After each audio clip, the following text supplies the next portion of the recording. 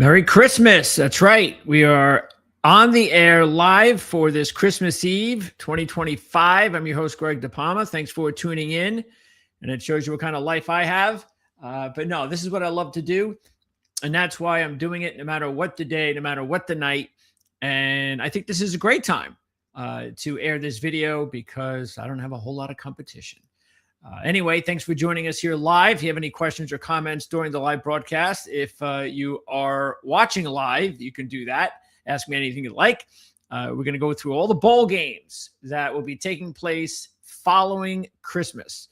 There's a bowl game that will be kicking off in a few minutes between Hawaii and California. We talked about that game on our previous bowl video. You could check that out. Not that I could see why you would want to, because it's pretty old stuff. Those games we handicapped and talked about 10 days ago, a week ago, when we started the bowl season.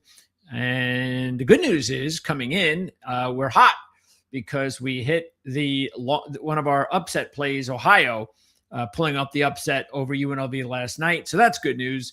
And of course, we've got the playoffs that we're going to be talking about as well in the next couple of days. So that's not what we're going to discuss on this show. Not sure when we're going to do the college football playoff video. And since the games will take place still, we got about a week for, we got a same setup with the playoff games.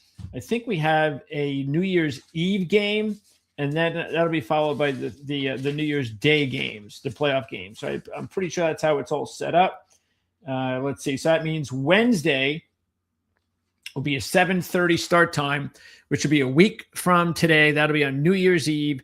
That'll be what I think would be the best game, Miami and Ohio State. And then we'll have the three games pretty much in order, starting at 12 o'clock. I think it's 12, 4, and 8, is it? 12, 4, and 8. And that'll be Texas Tech, Oregon, Indiana, Alabama, and Georgia against Ole Miss on New Year's Day. So that's coming up next week. So chances are we'll probably do a playoff preview, an updated preview of the quarterfinals coming up on Monday, I would guess. So you could check that out. Also, I know it's Christmas, but since the games are tomorrow, even though in the NFL there's really only one game that matters, and that's the game between Detroit and Minnesota. That actually the Denver game matters too. That's later. That's the later game. So what I'm thinking of doing is coming on the air at some point tomorrow early, maybe early afternoon before the Lions-Minnesota game, because what we're going to do is I'm going to do a playoff video. And this is important because the NFL playoff video is going to be very important when it comes to giving you guys the information that you need to go over things like, okay, well, if this team if Team A beats Team B on a Thursday game, then what happens to Team A? How are their chances change as far as the wild card or division? Like, for instance, the Detroit Lions. Just given just a quick example there. If the Lions lose, that'll open things up. Matter of fact, I can give you a sneak peek for that because this is a good example. So Detroit can still clinch a wild card berth if with 2 wins, and Green Bay's got to have a couple of losses. I get all that. Okay.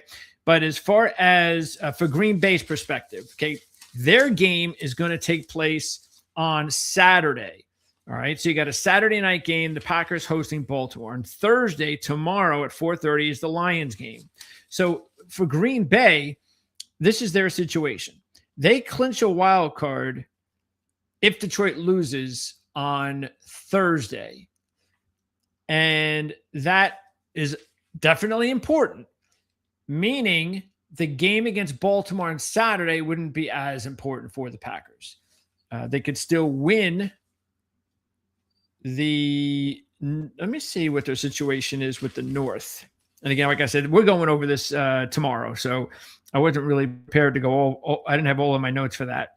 But the fact is that that's the biggest thing to take into that, just as an example. I won't go into it because if you want to know more about it, tune in tomorrow. So again, that's what we're going to do. We're going to go through all these scenarios. I'm going to have every single playoff scenario that you need to know and be involved with regarding the NFL playoffs that with the games for week number 17 that start tomorrow.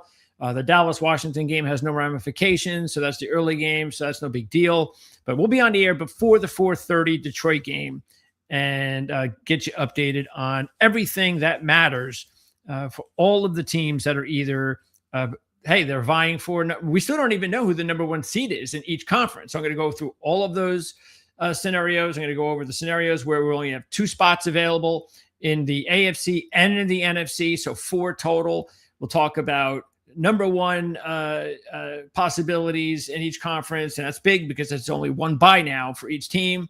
We're going to go over the 2 wildcard spots that remain, the 2 division spots that remain, and all of that on tomorrow's show. Okay, let's talk some college football.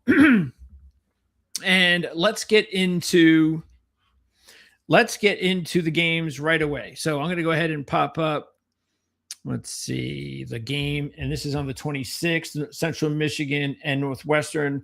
It's a 1:00 game. This will take place on Friday afternoon. Northwestern, the line is now at 10.5. I'm not sure why it dropped from 12.5. I'm big on Northwestern here because they're just clearly a much better team than Central Michigan.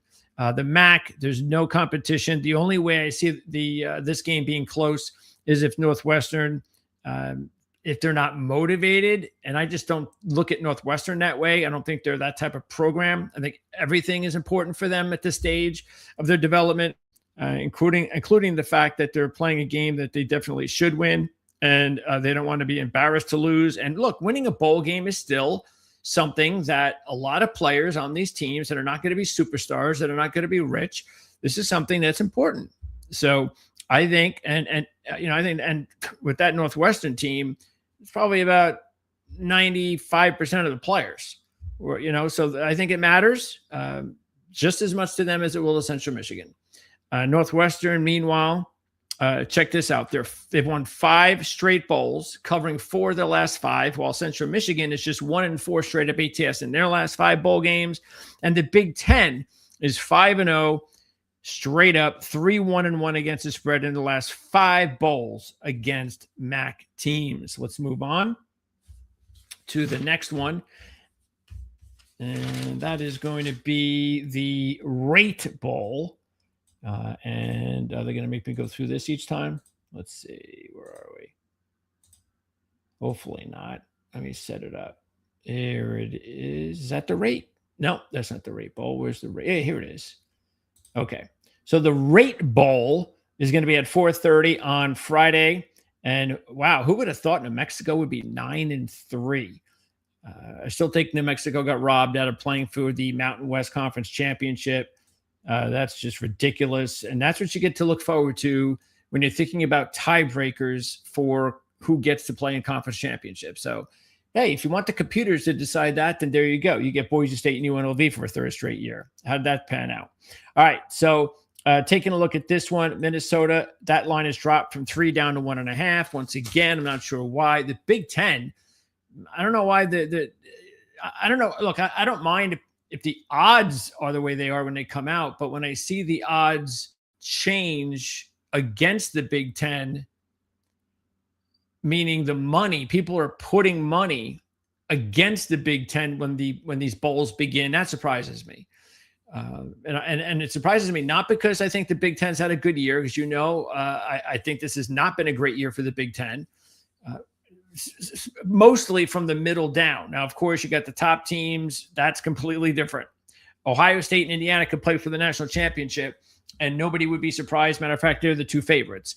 So that's not it. It's the depth of the conference with all the teams, and it just hasn't been as strong, nowhere near as competitive as the SEC. So we know that going in. What surprises me is that money, at least on these first 2 games, have gone away from the Big Ten. So that does surprise me a little bit. Look, I like New Mexico. We've talked about them even before the season began. Their coach was coach of the year, 1st-year coach. That's great to see for that program. They're also 7-4 ATS on the season. That's nice. And they're not playing a New Mexico Bowl for the first time since 2004. And that's significant because, the New Mexico, and I even mentioned this when we were going over the bowls a couple of weeks ago, like, why isn't New Mexico in the New Mexico Bowl? That's how you sell tickets. But for New Mexico, they're looking at it as, well, we're not interested in selling tickets. We're interested in getting to the best possible bowl we can be in. And because we're 9-3, and we're probably the best team that did not go to a Mountain West Conference title game, well, we get a better bowl. And that's what happened. So good for them. And that just shows you that they are moving up. That's a good thing. But for Minnesota, keep in mind, they ended the season pretty strong. I know it's only a couple of games, but still, they covered the last two, and they did not go away. They had the win over Wisconsin as well when they started playing their best football of the year. And this is significant. PJ Fleck, in his 6 years coaching Minnesota in bowls, has never lost. He's 6-0 all time. Minnesota has won 8 straight bowl games. I think all that matters. I think what matters more is PJ Fleck's 6-0 mark. That's not a coincidence. That isn't. See, there are reasons sometimes, and if you want to hear a good debate or good taking sides one way or another on a topic, when two people debate a topic and both sides are, you understand them from their perspective.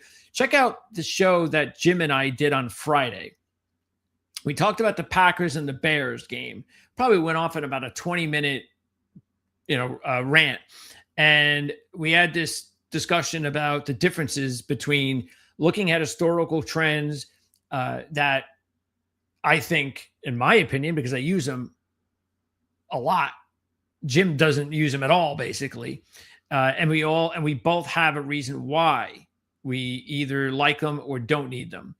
And so this is the same thing, because I would say on one hand, yeah, I think some historical trends don't matter.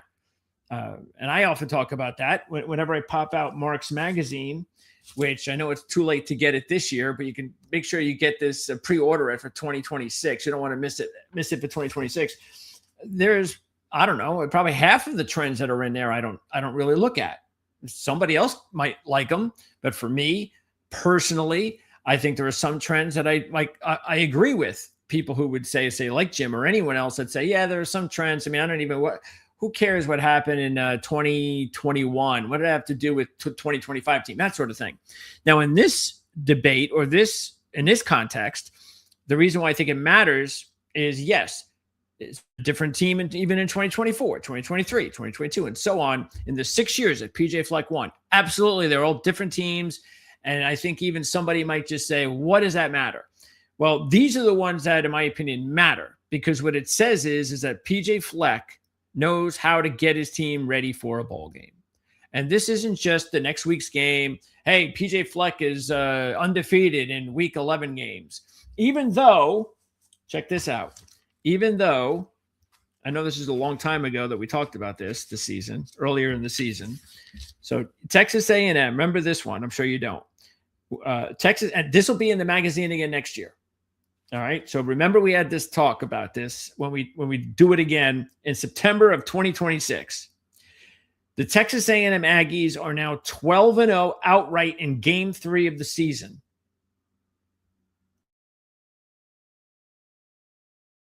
So they were 11-0 outright, and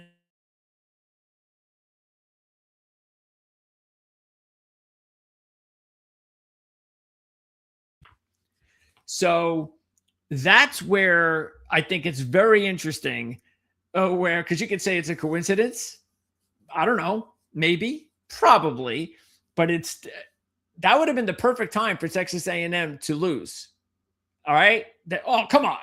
That doesn't mean anything. Yeah, you're probably right. You'll see. It's Notre Dame at Notre, because you probably can go, oh, who'd they play? Florida A&M on week 3, and they play all the FCS teams and all that.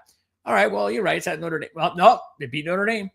So anyway, this to me matters more. So PJ Fleck does a great job of getting his team ready for bowls, and I think that does matter. And even though you look and see that Minnesota's just 3-7-1 against the spread this season, remember, they've covered their last 2. So they were 7-1. And I don't really think this matters too much, historically speaking, regarding a trend. But this is something that is there. And that in the Rate Bowl, I don't even know what it was 7 years ago, but whatever it was 7 years ago, or the last 8 years. The favorite in this bowl game has covered 7 of 8 games. Okay, so there you go. I think it should be it's one of those games where I think most college football fans will be rooting for New Mexico, and why wouldn't they? Who cares to root for Minnesota unless you're a Minnesota fan? Oh, you got to bet on the game. I would put a bet on Minnesota, but it's a game I'm probably just not going to spend money on myself, just because, yeah, I mean, I'd like to see New Mexico win. I mean, who really does care about Minnesota, right? But I just think a Big Ten team only, I mean, you're almost in a pick 'em, and you should definitely take the money line. As you see right here, it's 1.5. You're getting a money line of minus 108. No, it's minus 118 on the money line. So you definitely grab the money line if you're going to take Minnesota and go that route. All right, next up. And they're going to make me do this all over again. What does this mean by full scoreboard? Let's see. Maybe this will be easier so I don't have to do that. All right, maybe I could do this. This would be quicker. Okay, next up. Let's go to, I'll just leave it here. Okay, I got the spread. Florida International, Texas San Antonio in the first responder bowl, the Serve Pro first responder bowl. And you see there, UTSA is now down to a 5.5 point favorite. They were 8 last week. So some things to keep an eye on here. This is a game that is being played where SMU plays their games during the regular season, Dallas, Texas. And so that should help a little bit more for the Miners, the Roadrunners, who only, I think they are about less than 300 miles from the stadium to the campus. So that'll help them with a little bit more of a home field advantage. You have first-year coach Willie Simmons for FIU going up against Jeff Traylor, who has done a fantastic job for the Roadrunners. Taking a look, look here for the Roadrunners. They are in their 6th straight bowl under Jeff Traylor. And they've won their last 2 bowl games by a 79-32 margin.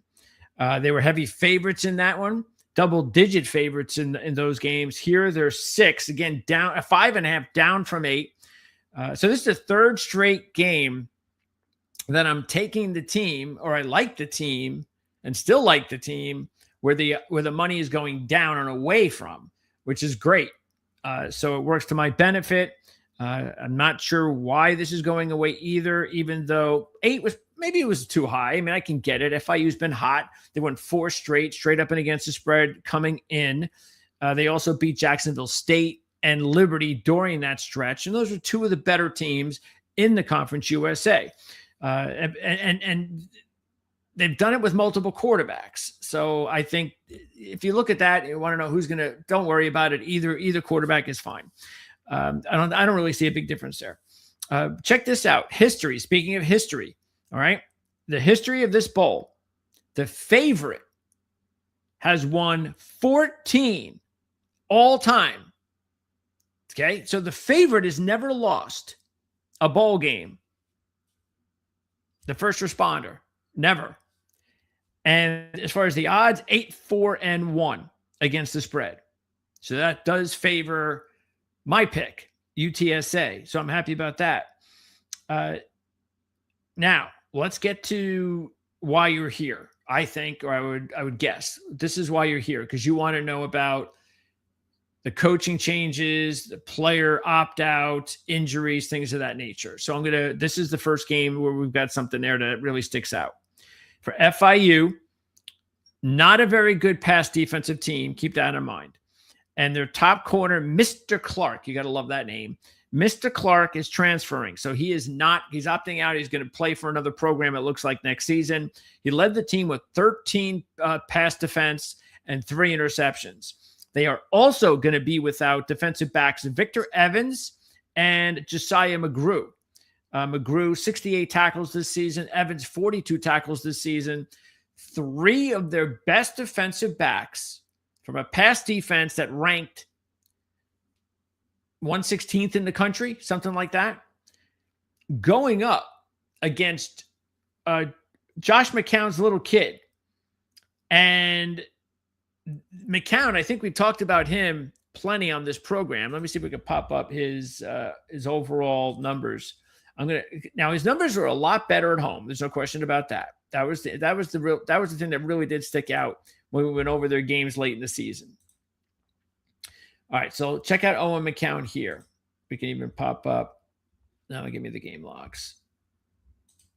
Okay, so move this in. And you can see some of these games here. Let's see. Let's move them right about here. All right. So these were Colorado. Yeah, these were probably more even out. So let's see. Yeah, we could probably keep that. Anyway, so here were some of his best games. He had a 236, 3 touchdown, no interception game. Look at the Tulane game. Now, this is a team, Tulane, who just played a playoff game a couple of days ago. And he was 31 of 33 for 370, 4 touchdowns, no picks. East Carolina, one of the better teams in the American this year. Check this out. 5 touchdowns, no interceptions. So you can see all the numbers here. In other words, excellent season for Owen McCown. And now he's going up against a pass defense that can't stop anybody without 3 of their best pass defenders. Let's see. As far as I will give you, I'll tell you what, let's leave you with one trend that does help FIU. Conference USA bowlers are 3-0 straight up and against the spread versus American bowlers. All right. So if you take that for what it's worth, I think that matters a little bit. But I'm just looking at a team that I expect to put up big numbers in this game. Look at the total at 59.5. So I would be surprised if Texas San Antonio, this is again going to be played in Dallas, Texas outdoors. So yeah, check the weather. That'll definitely matter. I mean, you never know. Check the weather. If it's going to rain, that could be that could definitely be a big knock on what you're looking for to Texas San Antonio. Obviously, if you're taking them and you're going the over, you want the best conditions possible. You want it to be, I mean, look at this, the weather, 75 degrees. It's Dallas, Texas. It should be fine unless it's raining. But check it out anyway. And I would expect, again, I'm not a total guy, but I would expect that this is going to be, I mean, if UTSA doesn't score over 40, I'd be surprised. But where do you see FIU scoring? So I'd go with the over if it was me. But like I said, I'm not a total guy, so don't use me as an expert there. I'm not an expert handicapper either, as you know or you should know. I'll leave that up to Jim Feist and Mark Lawrence. Let's now move on to the next game.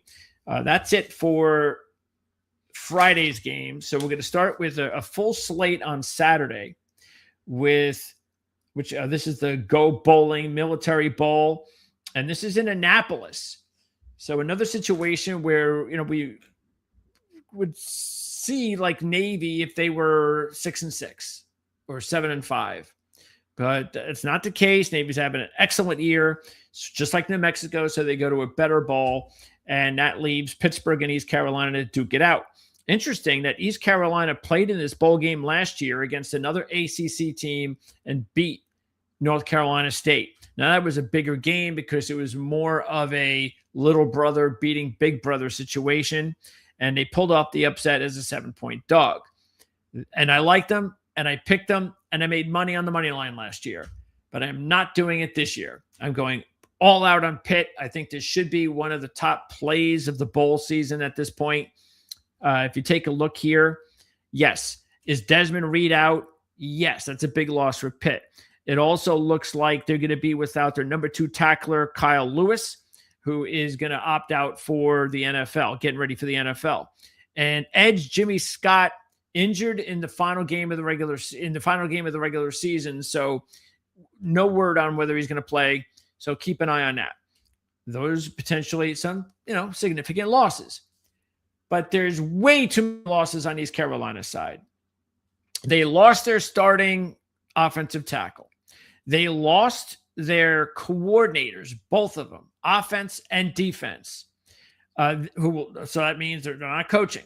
Okay, they're out. They're gone. They're going to have interim coordinators. Their number one running back, Landon Montgomery, gone, not playing. And he has 742 rushing. The next guy, I think, has, I don't even know if the next guy has more than 200. Also, even bigger, quarterback, Caden Hauser, gone, opts out. He's going to transfer. And he was a major reason why East Carolina had a team that was, they were pretty close last couple of weeks of the season. They had a shot at playing for the American Championship. This is a quarterback that threw for 275 a game, 3,300 yards on the season. He's out. Also, number 2 wide receiver, Yannick Smith, out. Number 2 tight end, Connor, out. Matter of fact, the tight end, even though it was number 2, actually put up decent numbers. That's why I mentioned him.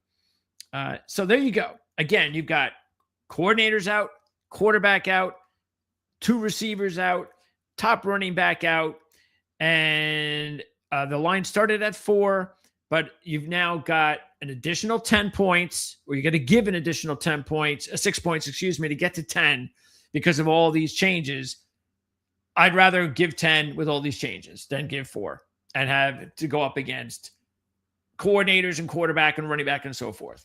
So even though Pitt has some losses, they'll have their quarterback, coordinators, coach, and look, Reed is the one guy on offense, the only guy on offense that's significant. They won some games this year without him. So I wouldn't worry about that. And that's why Pitt has to be considered one of the better plays this bowl season. Next up, we've got the Pinstripe Bowl. This is going to be where the Yankees play. And this is where you're going to see opt-out and changes from both sides. For Penn State, they've already lost the defensive coordinator, Jim Knowles. So he's gone. So he won't be in the game. He's gone to Tennessee. Players out. Defensively, Durant, NFL, defensive tackle. Defensive back, Zakee Wheatley, safety, also NFL. Second on the team in tackles with 74. A.J. Harris, cornerback, not playing. Running back, Nick Singleton, not playing. Their top offensive lineman, not playing.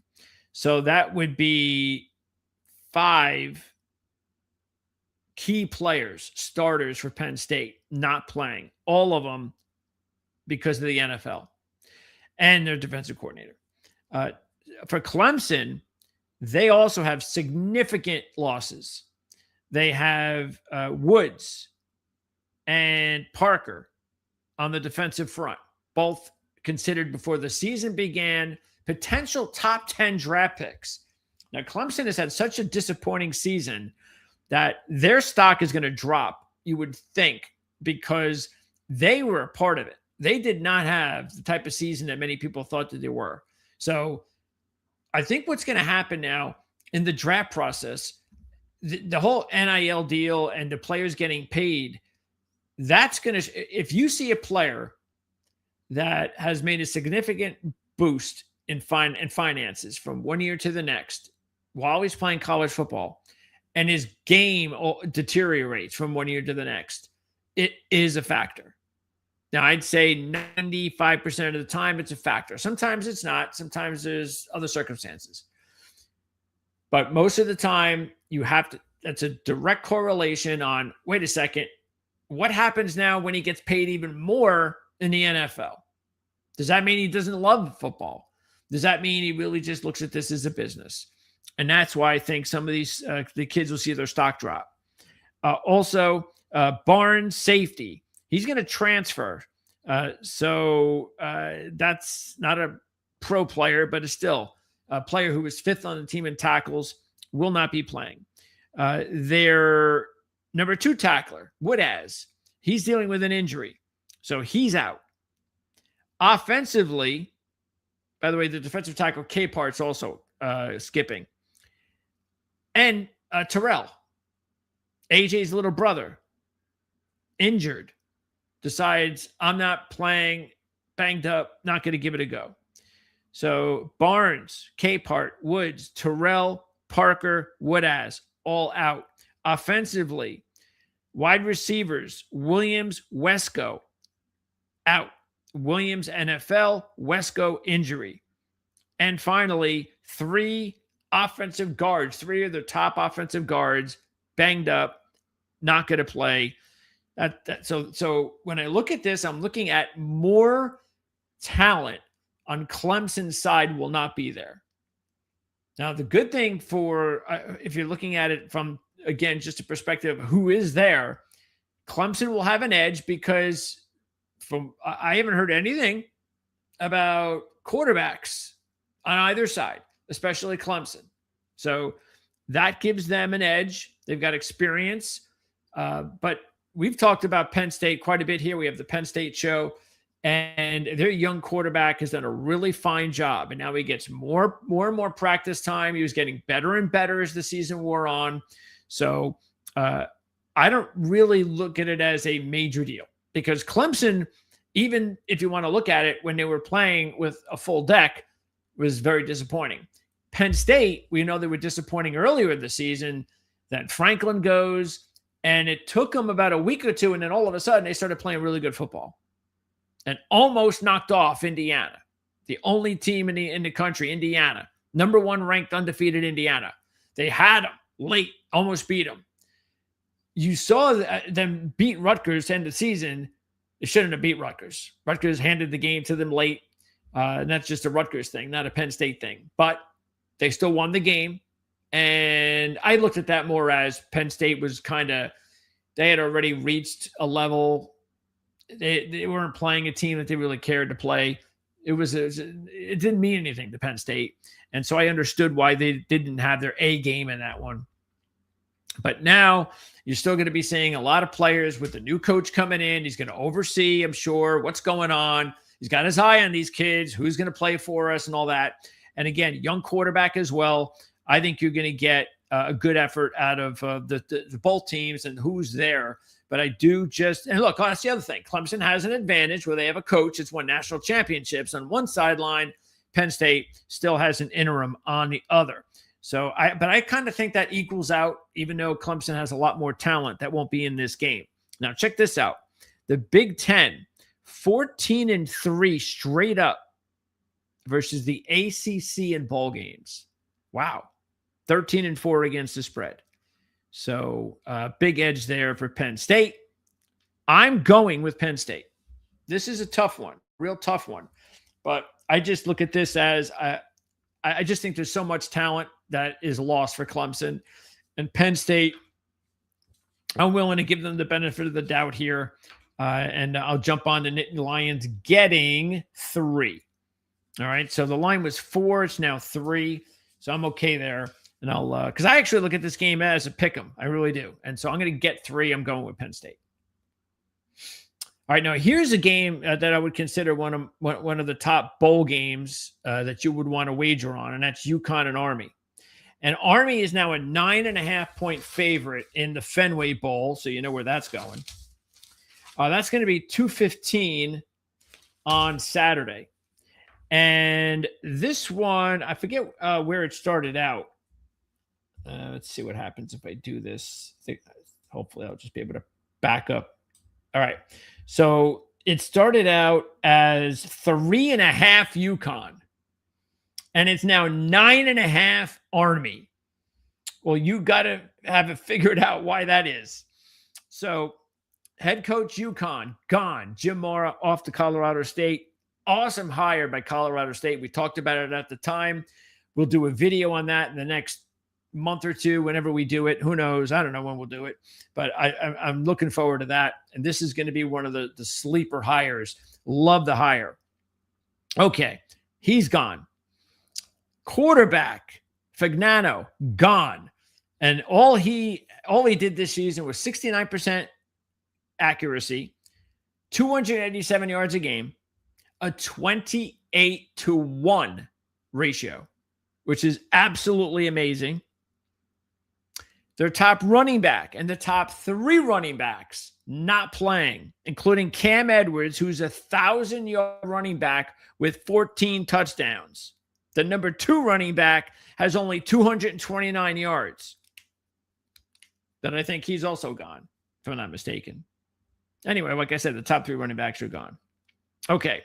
Skylar Bell, one of the sleepers in the NFL draft. Can't wait to start talking about the NFL draft. We'll be doing that real soon, thanks to our partners over at the RLads, rlads.com and the RLads Football Network. So that's where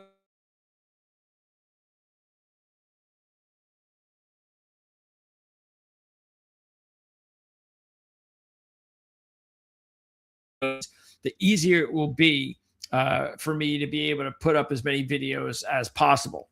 Okay, so Skylar Bell, 101 receptions, 12 over 1,200 receiving yards and 13 touchdowns, not playing. That's on offense.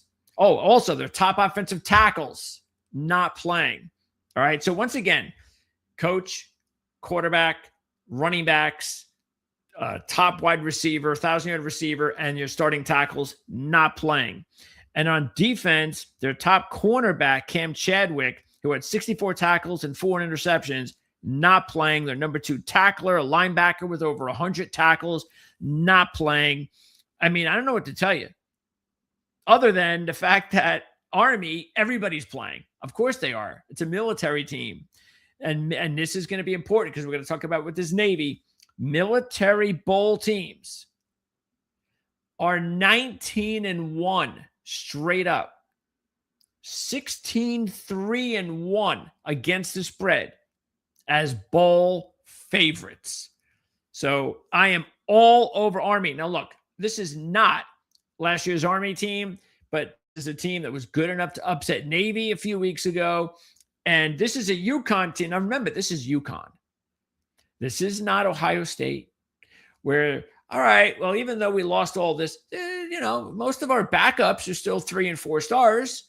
UConn, most of their backups are 3 and 2 stars. And you got and Jim Mora was such a huge part of this program. So, yes, if Army does not cover this game, then they just decided to take the day off. But that's not what Army does. And I don't expect them to do that anyway. All right, so there you go. That's the Fenway Bowl. Oh, okay. Let's see if they leave us off right where we want them. And they do not. Thank you very much for that. Next up, let's go to the game at 3:30 on Saturday, Georgia Tech and BYU. And this could have been a playoff game. And unfortunately, it's not. Well, look, Georgia Tech doesn't deserve any playoff talk because their defense just fell apart. I'd be surprised if they hold on to the coordinator. But anyway, we'll see. Brent Key, there was a hot name for a head coaching job. Penn State was one of them. But they really fell apart late, as we all know. Very disappointing to me personally. So anyway, Georgia Tech, both teams, not a lot of key losses personnel-wise. But the one thing that does stick out is the top play caller. They have co-offensive coordinators, but their play caller is gone. So Chris Wenke, the old Florida State quarterback, he is a co-offensive coordinator who will take over the play calling for Georgia Tech. So really not a lot of big deal here regarding anything like we just talked about. But if we're just matching up the game, I mean, you have to take BYU. BYU proved last year that they got robbed, and they want to prove to everybody that they shouldn't have. And as a 3-point dog to Colorado, who played, I believe they played Sanders in honor. How else would they have been a 3-point favorite? But BYU crushed Colorado in that game. And now BYU is in a position where, once again, I think that they're going to go out there and they're going to play some football. They got a young quarterback who's still going to be there next year. LJ Martin, probably going to be his final game at BYU. I don't know if he has any eligibility left.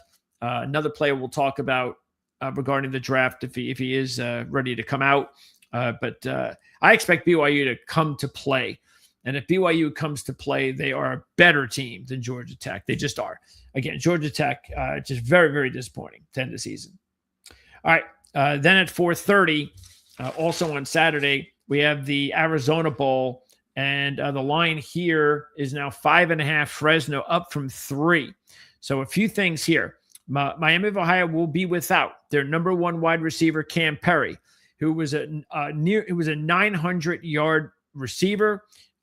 averaged 23 yards per catch with 6 touchdowns. It's a huge loss. They're not a plethora of receiver talent. So he stuck out and out.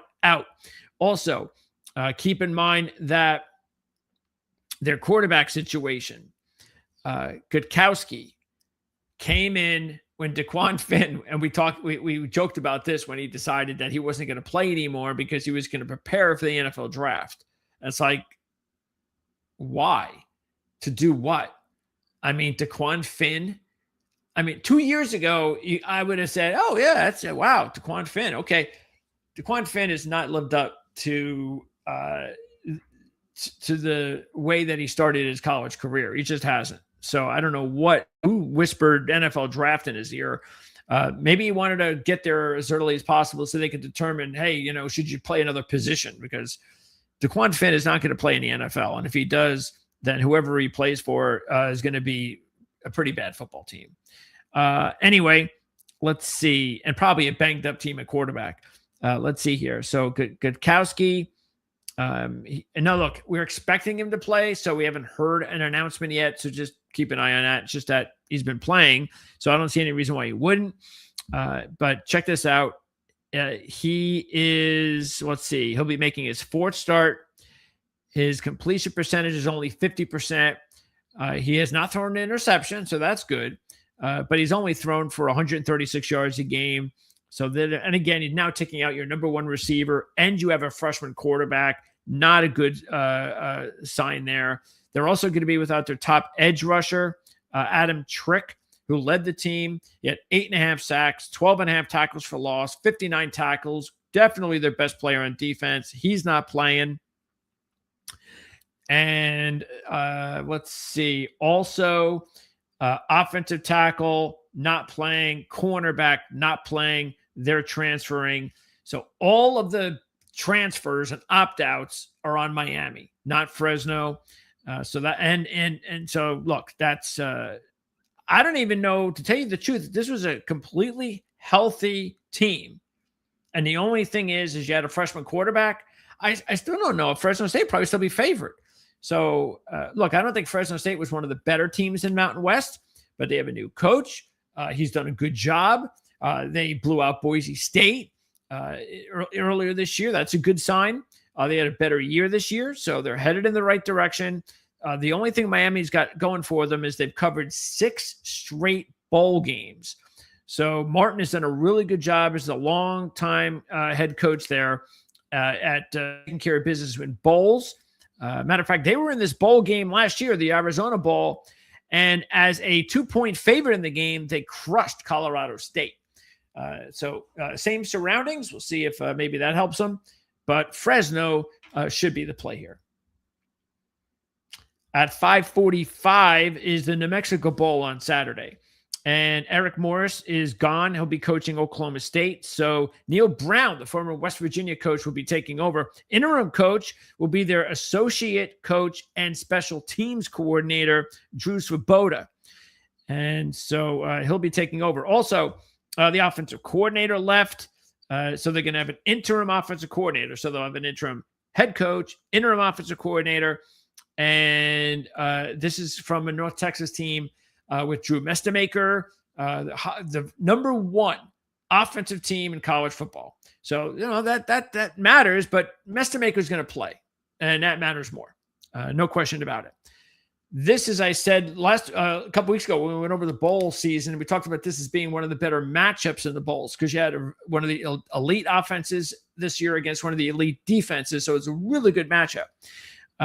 And San Diego State, they have a loss themselves. The defensive coordinator, he gets a job. He moves up. Rob Ulrich will go to Nebraska. So that's a loss there for San Diego State. So they're going to have an interim coordinator. Also very important. Well, it's kind of important. San Diego State's quarterback, Denegal, injured, surgery, not going to play. So Bert Emanuel, the former Central Michigan quarterback who was here for 1 season, takes over. And he's more of a gadget guy. He's like you bring him in for a few plays. He's going to run the ball more than he's going to throw it. Matter of fact, he only has 60 career pass attempts.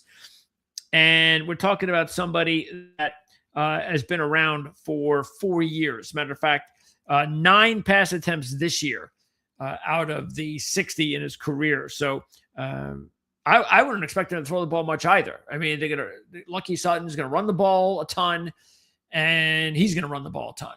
So look, Denagol's not a great passer. He just wasn't. I mean, I think his average percentage was like 50. So it wasn't like he's a guy, oh, you're taking a guy that's got 200 yards a game. No, that's the thing that held back San Diego State from easily winning the Mountain West. If San Diego State had just an average quarterback, they would have coasted this conference. They had no passing game. So losing Denagol is not a major deal. And I look at the losses here, and to tell you the truth, I kind of think they even out. So now we just kind of go back to who's the favorite. North Texas is now up to 5.5. And this is one of those things where I think we've seen a bump there. Maybe it's because Drew Mestemaker announced to everybody that because there was some question of whether he was going to play. So maybe him saying, yes, I'm playing. Okay, we know you're going to play. Well, okay, maybe that's it. But I still think San Diego State's the way to go. And at least that's what I'm going to do. And the reason is, and I'll talk about this next week when we go over the playoffs, is that I've said this a few times lately, talking college. Defense is what's going to win the championship this year in college football. And defense over offense in big games is also what's going to dictate who wins and loses most of the time. And that's the reason why I'm taking San Diego State here. It may not be the sexy way to go. Everybody wants to go with the offensive guy and the offensive team. But look, North Texas shouldn't have been favored over Tulane at Tulane in the championship game. Why were they? Because they had Drew Mestemaker and a high-powered offense. And that's what was in everybody's mind. It's always what's in everybody's mind is the offensive guy and who's the best quarterback. And a lot of times that's just not the way you should be doing it. Now, there are some times you should do that. I completely get that. I really do. It's football. Quarterbacks matter. But in these types of situations, I think on average, go with the defense. That's the way I'm going to do it. Look, I think it's a lot easier to just say, I'm going to put my money on Drew Mestemaker and I'm going to sit back and I'm going to watch him throw for 350 yards and so forth. And we'll see. We'll see what happens here because it's one of those things where, you don't know. It's Mountain West against the American. And San Diego State, even though they did not play in the championship game, should have been, as I said, I think it should have been San Diego State, New Mexico in the championship game. And North Texas did go to their championship game. So, and both teams very good against the spread this year. But yeah, I'm not surprised to see the spread go up. And I will say this: I think we're going to find out what's going to go on in this game early, because San Diego State's defense, as long as they come to play and they're just ready for this game, and it's not a bad matchup, then I think we're going to be able to see that pretty early on in the game. But if you turn on the game, say at the end of the first quarter, and it's 14-7 North Texas, I think San Diego State's in a lot of trouble. All right. Next up, let's go to the 7:30 game. And boy, Saturday is going to be just the old days. They never did this. In the old days, they would spread out every ball game, even on Saturdays. It would be if there's Saturday ball games, there'd be 1-12, 4, 7-10. Now, because of the playoffs, they are just hammering these games in. And if it's it's almost like, hey, it's the regular Saturday of college football games. It's just multiple games and multiple times. So you got the Gator Bowl. And this is a good matchup. You have the Virginia losers of the ACC championship game. Missouri had a very strong year. Eli Drinkwitz, he's one of the better coaches in college football. You do have a lot. I have a lot to go over here. All right. From Virginia side, if they get 11 wins, it would mark the most ever for the program. So this is very significant. It's something that they're striving for. And this is what you want to see in ball games. Who cares? All right. So that's a sign that Virginia is going to care. I have yet to hear from my contact at Virginia about top wide receiver Terrell Harris. keep an eye on that. Okay, that would be very important. Terrell Harris is their best receiver. 847 yards, 59 receptions, 5 touchdowns, and he was injured in the ACC championship game. That definitely hurt him. And we'll see whether or not he plays in this one. All right, so check that out. Also, when you look at, let me just see here. Okay. Yeah. Also, when you look at the fact that Virginia will be looking to win a bowl game for the first time since 2019. Excuse me, 2018. They haven't been to a bowl since 2019. So you have a team that's really interested in being here. They've got a team that is looking to do something that no other team has done or no other team has done in this history of the program. So there's lots to like, but they do have the one injury to keep an eye on. For Missouri, a little bit more news here. All right. So even though Drinkwitz is staying, unless he somehow takes the job at Michigan or something, there'll be a big buyout there if that happens. But who knows? Maybe these players know something we don't. But they're already seeing players who are not going to be in this game. 3 of them who are going to transfer out. Quarterback Bo Prabula, who is their definite starter all season until he was injured. He will be transferring. Their number 3 and number 4 receivers are transferring. Their number 1 tight end is banged up, and it looks like he's not going to play. Brett Norfleet leads the team with 5 touchdowns. So who's going to start? Freshman quarterback Matt Zollers. He played several times, started several games when Prabula was out. 53% completion percentage and only 57 yards a game. So, and he didn't play a lot, but that's not very good compared to Prabula's 194. They still have Hardy, and I'm very proud of Ahmad Hardy. Of course, when we do our preseason show many months ago, we talked about Ahmad Hardy as maybe the best transfer from the group of 5 to the Power 5. Not a lot of people who knew who Ahmad Hardy was, but we told you right here at ProLine TV and the Our Lads Football Network. He had a monster freshman campaign at Louisiana Monroe and knew he'd be a big, big addition to this team and actually played a lot bigger of a role than I even thought he would. But I love Ahmad Hardy, and he's going to be there. So that's their run-first team. Now, also, this is big. Kirby Moore, offensive coordinator. He is the new head coach at Washington State. Okay. So he is not going to be at Missouri as the offensive coordinator. So they will have an interim OC. Leading tackler, linebacker Josiah Trotter, dealing with a knee injury. So he had surgery on the knee and will not play. He was second on the team in tackles for loss with 13 and had 84 tackles. You know who the second guy on the team was in tackles? 51. So 33 tackle difference. That shows you the miss with Josiah Trotter not in the lineup. So all of the player coach distractions, all but one, are at Missouri side. And who knows, maybe Terrell Harris will play. And if that happens, then Virginia's in an even better situation. The line is 4. And this is the first line that's actually, I think that we've talked about today, that actually moved in my direction.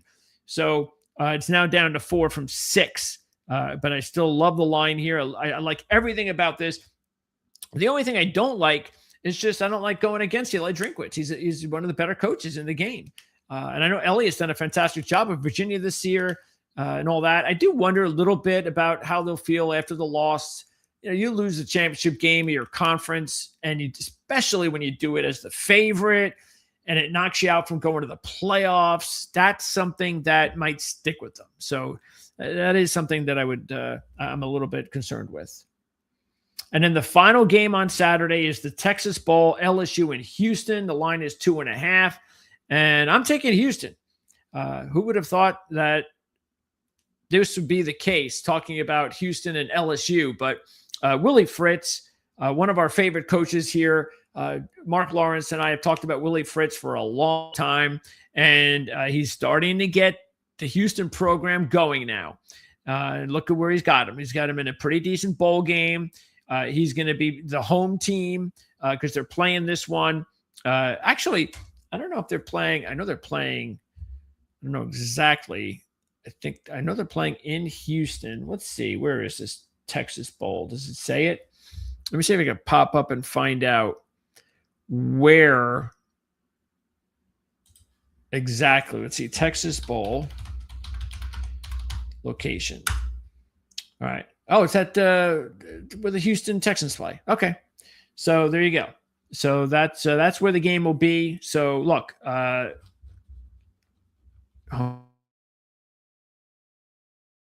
home game, even though it's still home game. Look, LSU, they're going to travel well anyway. I don't think this would be a monster home game for Houston, but I would expect as many. And I actually think this would be good to see exactly how does Houston, what is their fan base like? Because if Willie Fritz is going to get this program going, I'm sure he's going to want to see a lot of commitment from the fans. They're playing an SEC team. They're not asking their fan base to travel a lot. So let's show up and let's make this a home game, because LSU, even though they travel and have all the recognition in the world compared to Houston, this is not nobody. If you're an LSU fan, I mean, you don't care about this game. You wanted to win a national championship this year. You had Nussmeier at quarterback and Brian Kelly. That's what you were talking about. And now you're going to play in this game. Now, here's the other thing. All of the issues as far as coach and player, they're coming on the side of LSU on defense because their top 3 defenders are not playing. Their top corner, who's going to be a potential top 10 draft pick, Mansour Delane, he's not playing. Linebacker Harold Perkins, who led the team in sacks and tackles for loss. He's been like their best player the last 2 or 3 years. He's not playing. And Whit Weeks has been kind of banged up most of the season anyway. He's not playing. So 3 of your best defenders out for LSU. You've also got a big advantage with prepping time for the game, coach-wise. You have Willie Fritz on one sideline and Frank Wilson on the other. So you can see why Houston is the favorite in this one. And I definitely like Houston.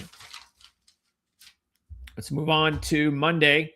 And the Georgia Southern App State ridiculous Birmingham Bowl, because you have 2 teams playing from the same conference. So this is not what we want to see. Nobody wants to see this. I mentioned BYU and Colorado before. That's what we saw last year. And this is just not good, especially when these 2 teams have played this season. I mean, at least if they hadn't played, I don't know if BYU played Colorado last year, but this is not good. Now, the line moved from 4 to 7 to Georgia Southern, as well it should. The only thing that there's a knock on Georgia Southern is because Clay Helton, who's a good coach for Georgia Southern, has done a good job there, but he hasn't been able to finish the deal in bowls. In his 3 years as the head coach, they've lost all 3 bowl games. Now, this is the 4th also that they're the favorite in the bowl game.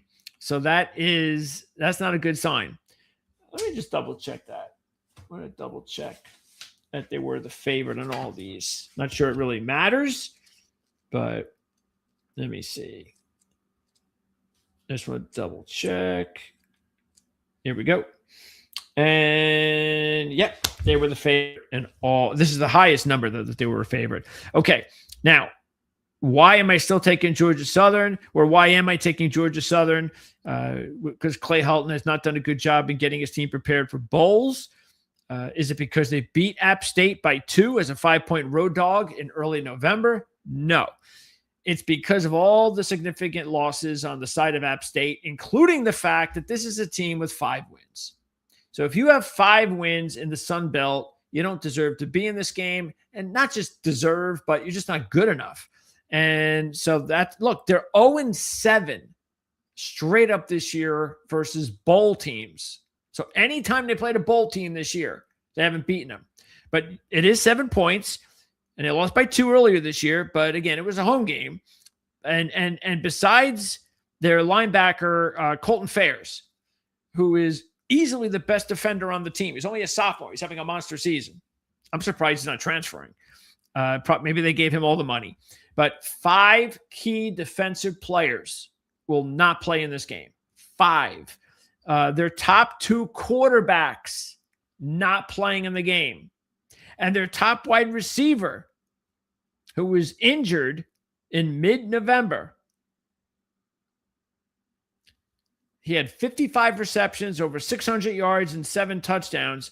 And he was, and the fact that he is still today the top receiver after being injured in mid-November. I know it was only a few games, but still, it just shows you there is a big difference between Barnes, their top receiver, and their next guy who will be playing in the game.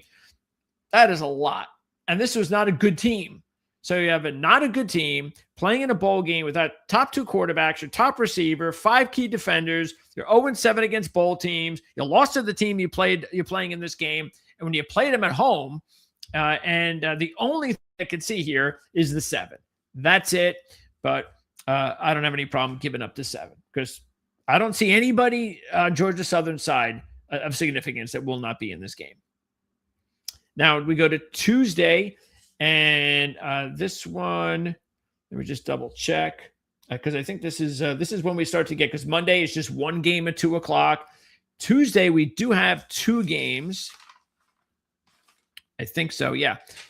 Wait, is it 2 games or no? It's 3 games on Tuesday. Okay. So you've got the first one at 2:00 between Coastal and Louisiana Tech. So you have the Sun Belt and Conference USA. And yet the Conference USA is a heavy favorite. Why? Well, there are reasons. Tim Beck being fired, of course, is a big one.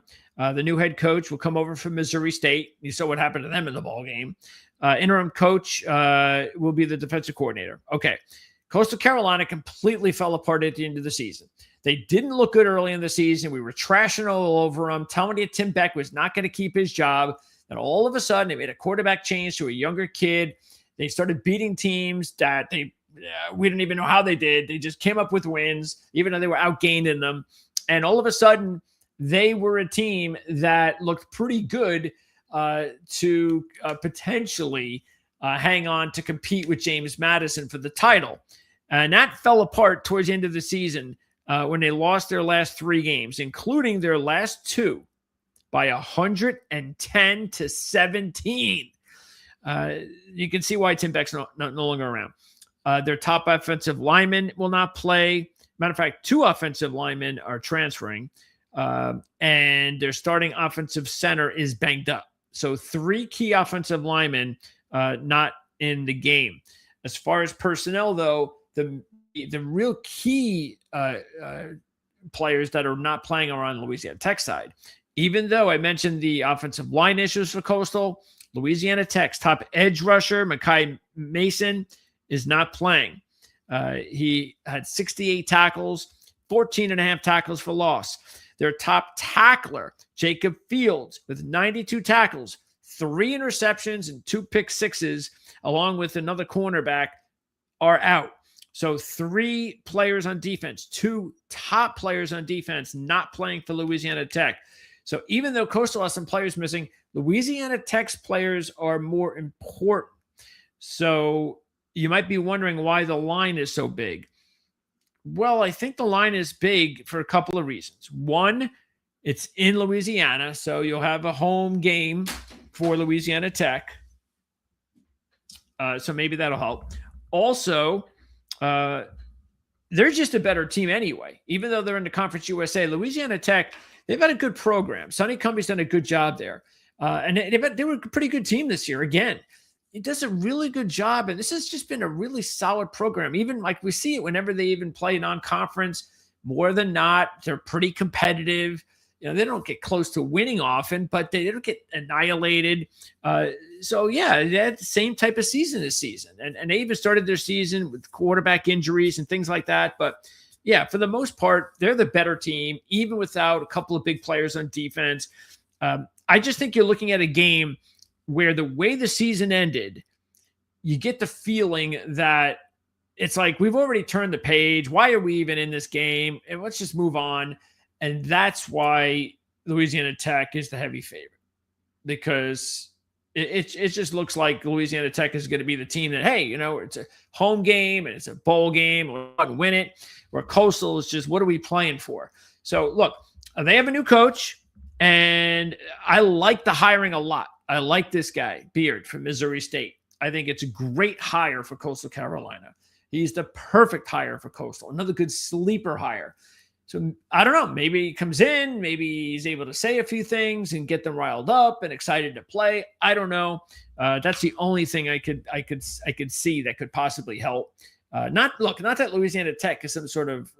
They didn't even win the Conference USA championship, so it's not like they're like at a certain other level.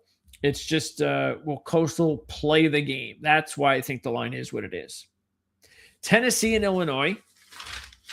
And this one will be at 5:30 on the 30th. And this will be, again, almost like a home game for Tennessee. This one's in Nashville. The line is 2.5 down from, what was this line? 4. So it's dropped a little bit. Both teams are playing without key players. Top wide receiver, Chris Brazel, 1,000-yard receiver, not playing. He'll be a top pick in the draft. And they're also going to have an interim defensive coordinator because they're going to be waiting for Jim Knowles to come in next year. Illinois, meanwhile, they are without their top edge rusher and without their top offensive lineman, both getting ready for the NFL. So, again, I look at it as pretty much even. I don't think there's anything there to look at. I think maybe Tennessee has an edge because they're going to be kind of at home. But I like Illinois in this game. There's a lot going on at Tennessee, not a lot of good. I'm just hearing way too much stuff outside, distractions with the program, and Josh Heupel doesn't seem like he had a good end of the season, and they got blown out by Vandy. So I just wonder about that. I think if everybody was healthy and this was a regular season game, I'd probably give the edge to Tennessee. And I might even pick Tennessee depending on the line. But in this situation, I think Illinois is a little bit more where everything's fine. I mean, yeah, we lost a couple of guys transfer and all, NFL, but that happens. But everything else, I think they're in a much more better frame of mind. And that's why I'm taking Illinois in the game. USC and TCU. And this one's going to be at the Alamo Bowl. It's been pretty much 6.5 the whole time. And there are definite notes here to keep an eye on. For USC, Mekhi Lemon, Jacoby Lane, the 2 stud receivers, are not going to play. Lemon could be a top 10 draft pick. Lane, probably a second rounder, but still, even late first, not a surprise. Safety, Kamari Ramsey, one of the top players in defense, not playing. Now, there are 2 players you want to keep an eye on who want to play, but they're injured and may not play. Bishop Fitzgerald, the safety, might be their best defensive player. That was such a huge loss to have him get banged up and not play just before the Oregon game. And that really ended their season. And an edge rusher, Anthony Lucas, also banged up, wants to play. So this game is going to be, you got almost another week. So keep an eye on Bishop Fitzgerald and Anthony Lucas to see if they're healthy enough to play. I don't think they're going to play. I think it's asking a lot. Usually, even if a player wants to play or says he wants to play and he's injured and he's an NFL talent, it's really asking a lot. Let me see, though, about their status. Because even though these guys, especially Fitzgerald, who's going to be a really good pro, let me take a look at their eligibility. I don't think Fitzgerald. Okay, good. Yeah, Fitzgerald and then Lucas. Yeah, both of them NFL bound, it looks like. So, we'll see. Again, I doubt it. That would be 5 key players, especially Lemon and Lane on offense and Ramsey and Fitzgerald in the secondary on defense. On the other side, though, TCU quarterback Josh Hoover not playing. Also, interim offensive coordinator needed because their coordinator, Kendall Briles, is off to South Carolina. All right, so TCU, no quarterback, and Josh Hoover is one of the most prolific quarterbacks over the past 2 to 3 years since he's been playing at TCU.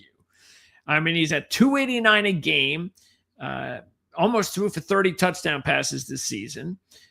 So Ken Seals gets to start. Now, I've seen a lot of other quarterbacks that are being thrown into the starting gigs, the starting gig in the bowl games here that do not have good resumes. At least Seals has a resume. You know, he did start early on in his career at Vanderbilt. He was a 3-year on and off starter there. And this was when Vandy, though, wasn't very good, but still experience. And he wasn't the worst quarterback. So that does matter. But the last 2 years here, since he transferred from Vanderbilt, he's only thrown 19 passes. But at least he's got a resume. So that is important. I just think USC is the way to go. Lincoln Riley, the fact that he's staying there, he's gonna have a huge recruiting class. I think that's a good sign. The team was making progress this season. And Jaden Maeva is coming back. So he has an experienced starting quarterback that is expecting next year to be even better. Maeva is looking at next year as his way of getting to the NFL. You know, he'll probably, if he improves upon this year, you're still only looking at a quarterback in the mid rounds at the best. So I don't think Jaden Maeva is going to be anything special. I don't see it. He'd have to make dramatic improvements to him to be a second-round pick or something like that. But, hey, not everybody can be a star quarterback in the NFL. He's still really good at the college level, and that's the reason I like USC here. There's still going to be a lot of talent there that will now get moved up into the lineup. And when Lincoln Riley has got a few weeks to get these kids prepared for it, and then you take out a big-time quarterback from the other team, and I just think USC's got to be the way to go. Now, we get into New Year's Eve games, starting with 12 o'clock, Iowa-Vanderbilt. And if you've been watching on my videos here all season on ProLine TV, you know where I stand with Vanderbilt. And they did not do anything to disappoint me this year. They came so close to maybe having the season that would have been like my best prediction ever. And I'm 58. That's the kind of season, 57, I think. 57. That's the kind of season they almost had. Meaning, I mean, you're talking about a team that when we talked about I think we were going over if we had a sleeper, what was it, a sleeper national championship team, I think, or a sleeper playoff team. I might have been playoff team. Who would it be? And I said Vanderbilt, remembering that they were about 150 to 200 to 1 at the time to be a playoff team or to win a national championship. And I went Vanderbilt, and then I also went with Diego Pavia in the beginning of the season as a sleeper dark horse Heisman. And both of them, I came this close to it happening. And that is so that's how invested I've been in this program the last couple of years. And when it's all said and done, it's kind of sad because that doesn't come around very often. But it is what it is. And now I'll be looking for a new little sleeper to get behind next year. I do wonder about Pavia's statements with the Heisman. How does that affect him and his game? I don't know. Probably not. They did so well at the end to come through, especially the Tennessee game. You know, we talked about how important that was going to be and also how important it was going to be in the Kentucky game being his last home game. And all that worked. And those are big wins. And we had Vanderbilt earlier this season. Most of them were big wins. The only one that really caught us was the Alabama, that last second backdoor cover, basically, if you want to call it. There's another way to call it because Alabama won the game, but you know what I'm talking about. So it came that close to being the perfect season. But now I am worried because Iowa, this is the big reason. Iowa has covered all 7 games this season versus winning teams. So this is their MO. They get a team, whoever they play, they're a touchdown dog or whatever they are, and they get in these games. And you just wonder, how are they going to even be close in this game, like Indiana or whatever? And they just do. Ferentz is just an unbelievable coach. And even though it would make life so much easier for my two fellow Big Ten teams here, I don't want him to retire. He's a great coach. I just don't. I love seeing the Kirk Ferentzes of the world. But yeah, I can't bet against Iowa here. I just can't. So if I'm giving advice, I'm saying take Iowa. That doesn't mean I'm taking Iowa to win the game. You are getting about plus 180 on the money line. That's not a bad idea because Vanderbilt last year broke their bowl drought. So really, there's nothing to accomplish here. There just isn't, except it is Diego Pavia's final game. And I would expect that he's going to go out blazing. Look, he's not a pro guy. I don't even know if he's going to get drafted, to be honest with you. I think if he does, he's going to be a 7th-round draft pick, but I don't know if he'll get drafted. I don't think he's got that type of ability. It doesn't mean that he can't latch on somewhere and be a backup and a career backup and hang around and be that type of guy that might be able to, be like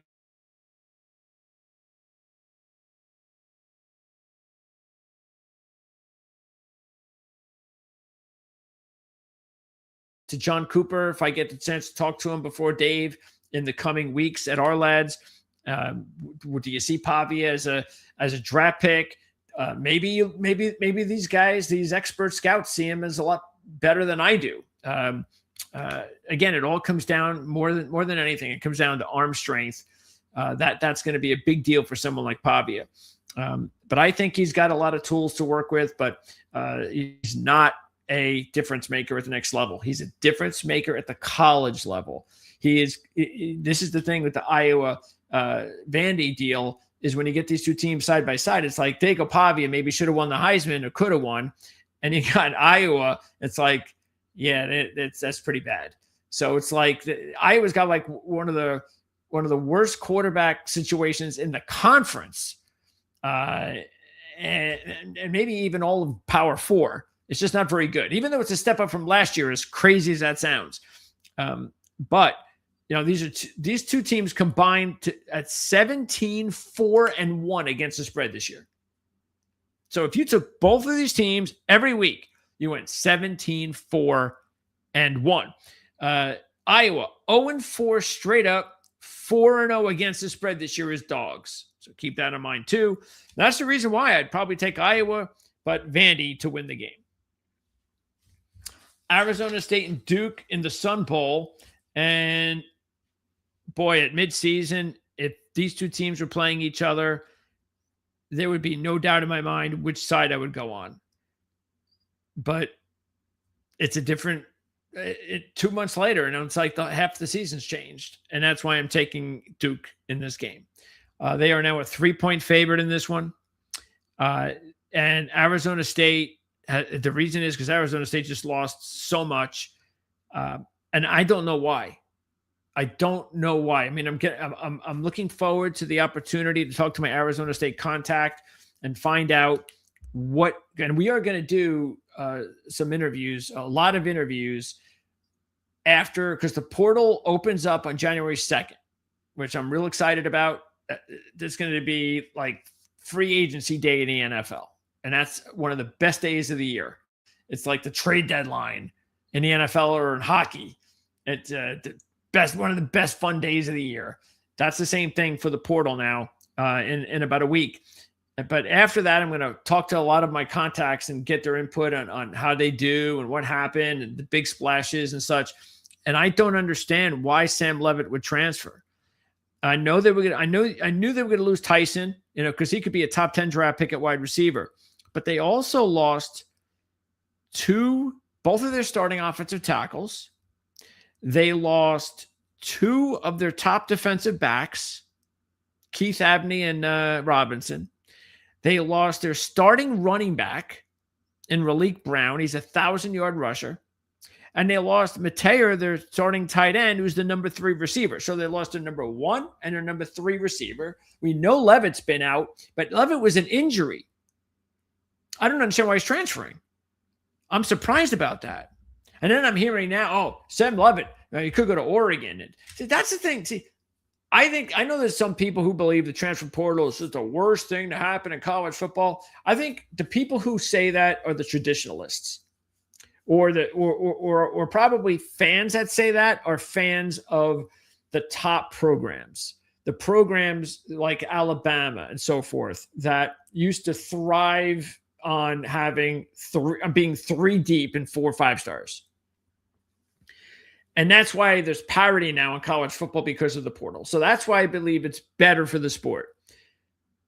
But what I don't like about it, that I do think that it hurts them, but there's nothing you can do about it, is when the better teams just continue, like Indiana.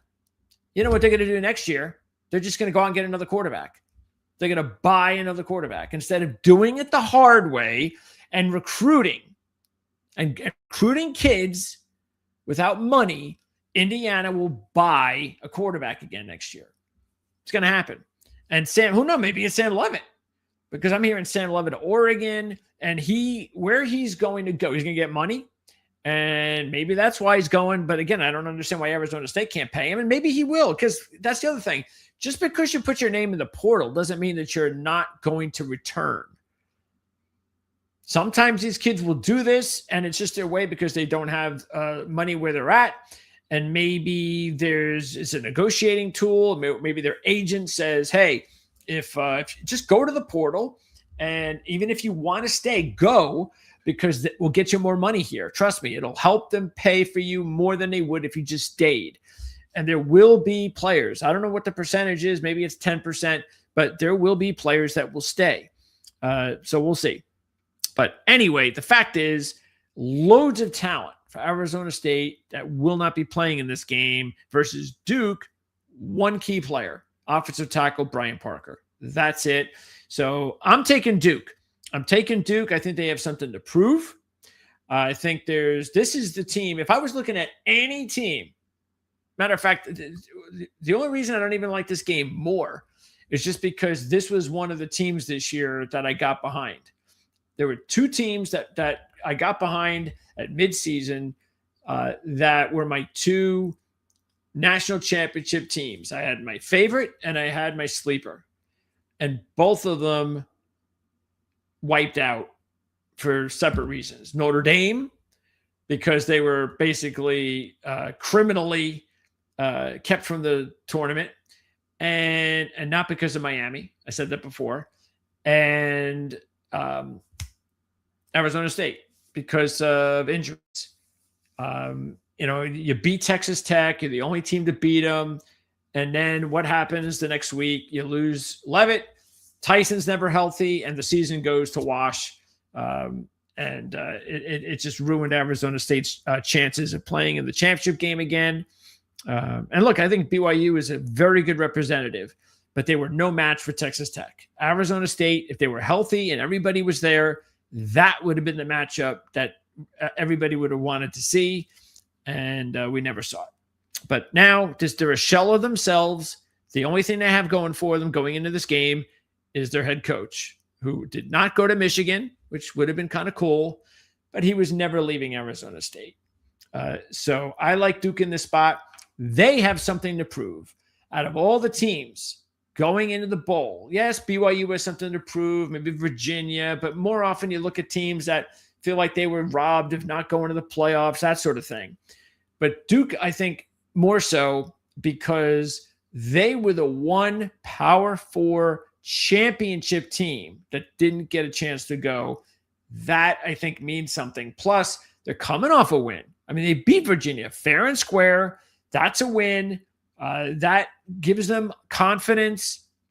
And now they're playing. And to hear that Mentz is coming back, and that's going to be a big boost for them next year, because Mentz is a kid that I said a couple of years ago, he's going to be an NFL player. The question is, how good? Can he grow enough in college to become a second round, even a first round talent?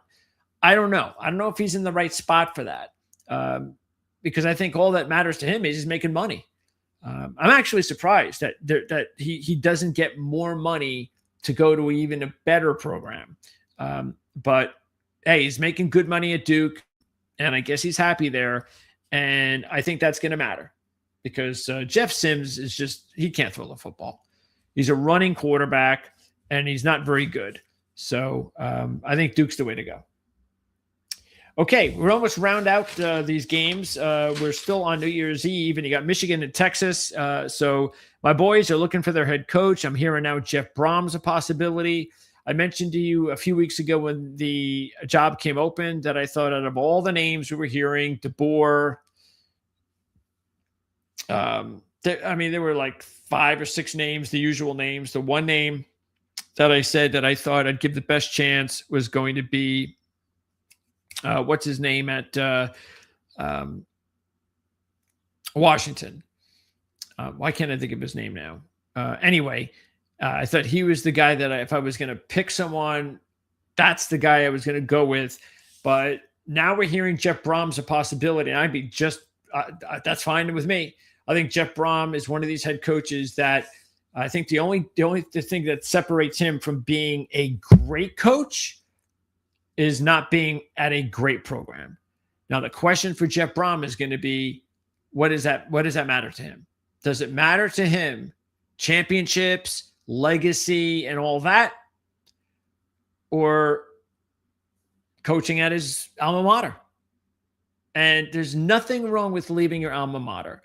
Dillingham staying for that reason. Do I think Dillingham will stay there his entire career? Probably not. I think at some point, maybe in 3, 4, 5 years, if he does a really good job there, maybe he gets Arizona State to back-to-back playoff appearances, something like that, he's going to get a head coaching gig. That's the and that's what will make him leave. And he might even get at a program again, like a Michigan or an Ohio State or something like that. But unless, because I don't think there's a difference between changing cultures at your alma mater, the whole sleeping giant deal at Arizona State. I've been talking about that for 20 years, or 30 years, about how can you not have a great football program at Arizona State? It's the same kind of demographics as Florida. It's like, or even Southern California. It's like, how can you not take recruits to Arizona State and not be tempted to want to play there? I'm talking about a variety of things, including eye candy. I mean, these are young kids, okay? And there might not be, you look at a place to go when you're a young kid and look at the number of unbelievably attractive females that you have to enjoy your college career with, and sunshine, and you're in the Big 12. It's like, why wouldn't you want to go to Arizona State? So that's the reason why I think when you've got the right coach now, you can win there and you can get to a certain level. But then the question becomes, okay, once you get them to that level, what kind of a sleeping giant are they? Are they a Boise State sleeping giant? That kind of thing. Or are you talking about USC? Are we talking about Florida State? That type of giant football program. Miami, of course. I don't know. We've never seen it, but that doesn't mean it can't happen. So I'm sure that's something he's going to attempt. And I think if he can get that program to that level, then maybe he stays there for his entire career. But if it doesn't matter, if he gets it to a level where he knows that this is it, I can't go higher than this. I just can't. And now I've got this program to respectability, and it's something that I should be very proud of. In order for me to even win one national championship here is going to take, everything working right for me. I don't know if I can do that. And now I think it's time for me I think I've given back to my university as much as I could. Now it's time for me to, be a little bit, what's in it for me now? And I think at that point, we'll see. But all right. Anyway, Michigan and Texas. And in this one, Biff Poggi thinks he probably has a game to show everybody whether or not he should be the head coach at Michigan. I don't see that happening. I think he's definitely plan F, but hey, why not go out there and he's going to coach this game like he has a chance. And unless, of course, by the time the game is next week, I think Michigan will have a coach by next week, though, and it won't be Biff Poggi. But hey, he's going to coach the team that way. And then if there is a coaching hire, could be Jeff Brom. Then hey, this is my chance at least to let's see what I can do and all that. Maybe I can get a head coaching gig somewhere else because I think he should be a head coach at a group of 5. I know he's not going to get it this year, but I think he earns that right at some point. I think he's proven to be a solid head coach before. So, yeah, either way, it's an opportunity.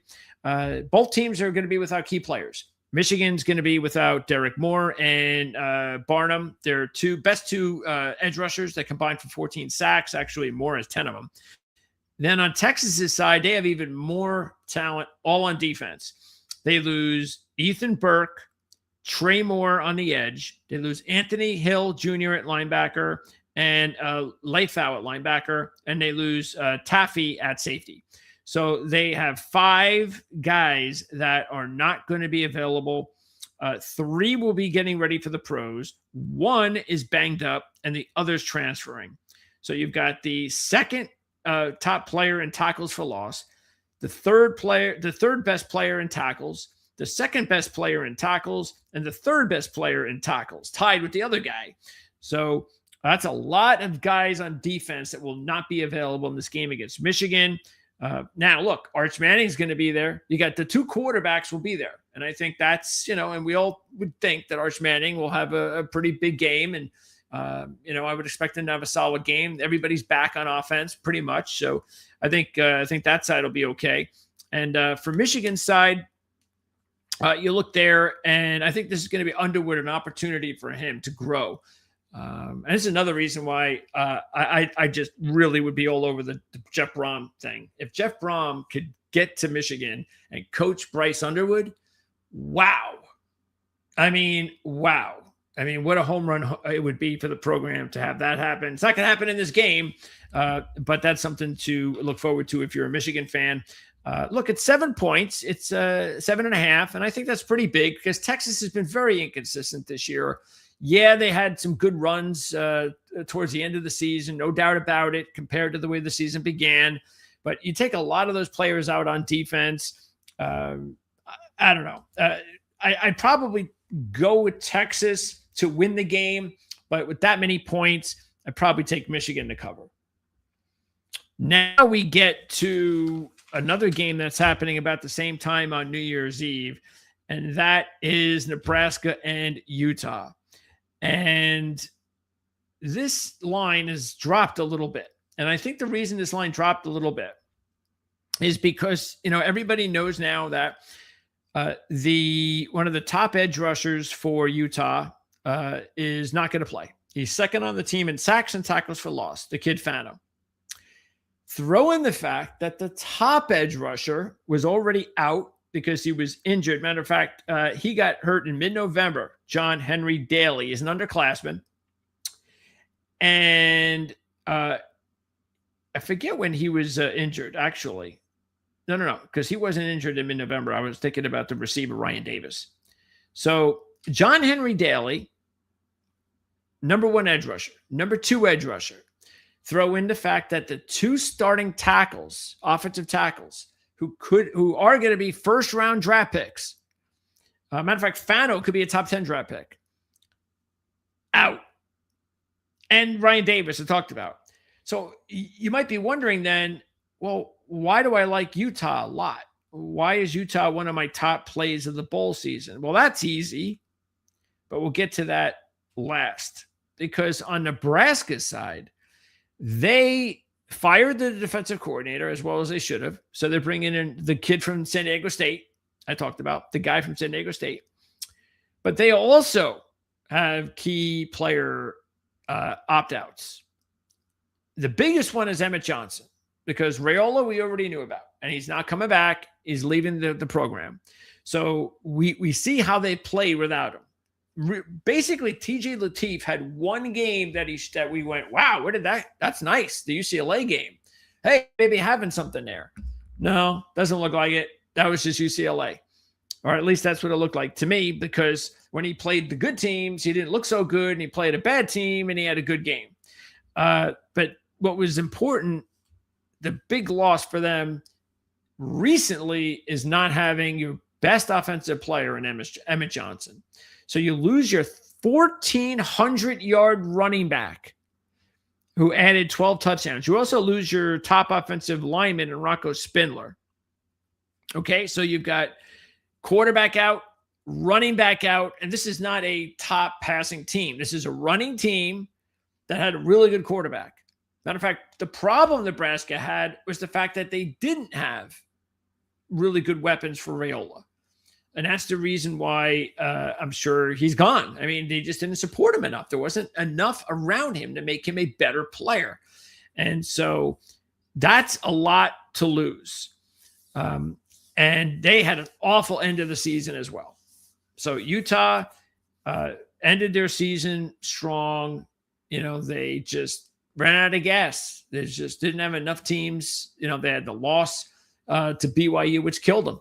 And it just took them out. That was it.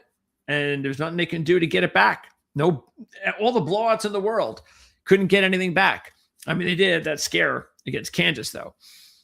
But the biggest deal here is no more Kyle Whittingham. And I'm actually surprised that we haven't heard anything about Kyle Whittingham being a candidate at Michigan.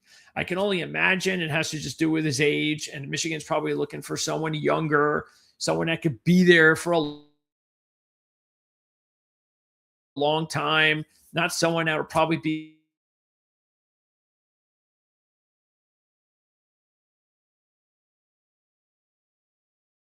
Whittingham.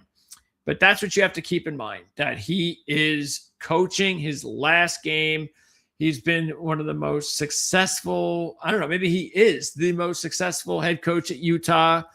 Of course, you know, they have quite a legacy name there themselves from a long time ago, who just, you know, went on to Florida and won some went to Ohio State and won some national championships. So, but Whittingham is a lifer at Utah. He was there for the move to the Pac-12, a lot of success, a lot of championships and all that. Just couldn't win the big one.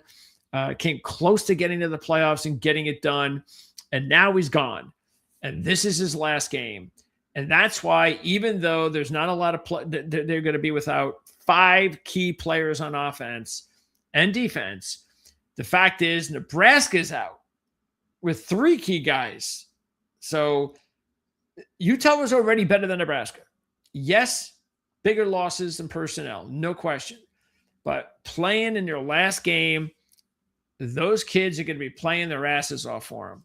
Nobody on that team is going to want to look in the mirror at the end of that game and say that you didn't do your part to win in Kyle Whittingham's final game. And that, to me, is enough to give 15.5 points. Because, look, quarterback's going to play.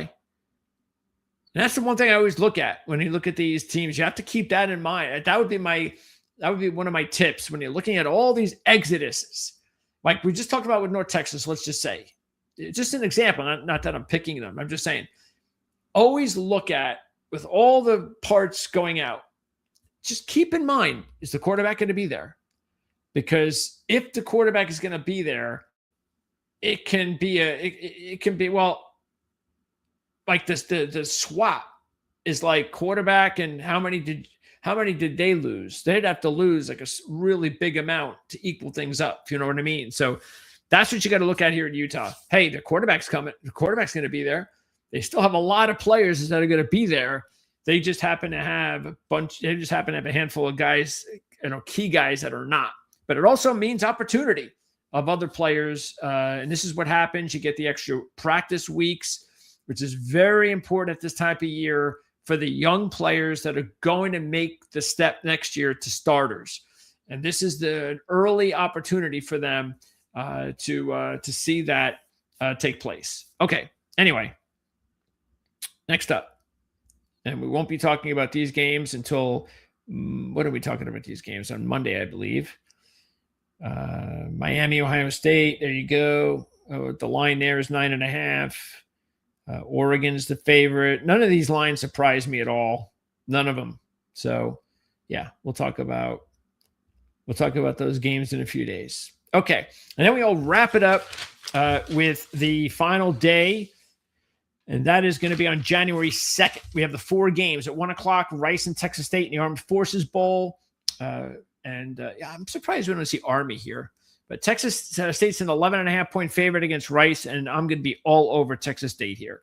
G.J. Kinney has been here for 2 years. He's an excellent coach. They had a down year this year, but they still put up loads of points. And I anticipate that that'll happen in this one.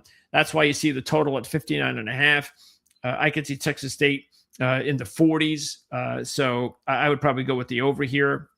Again, not a total guy.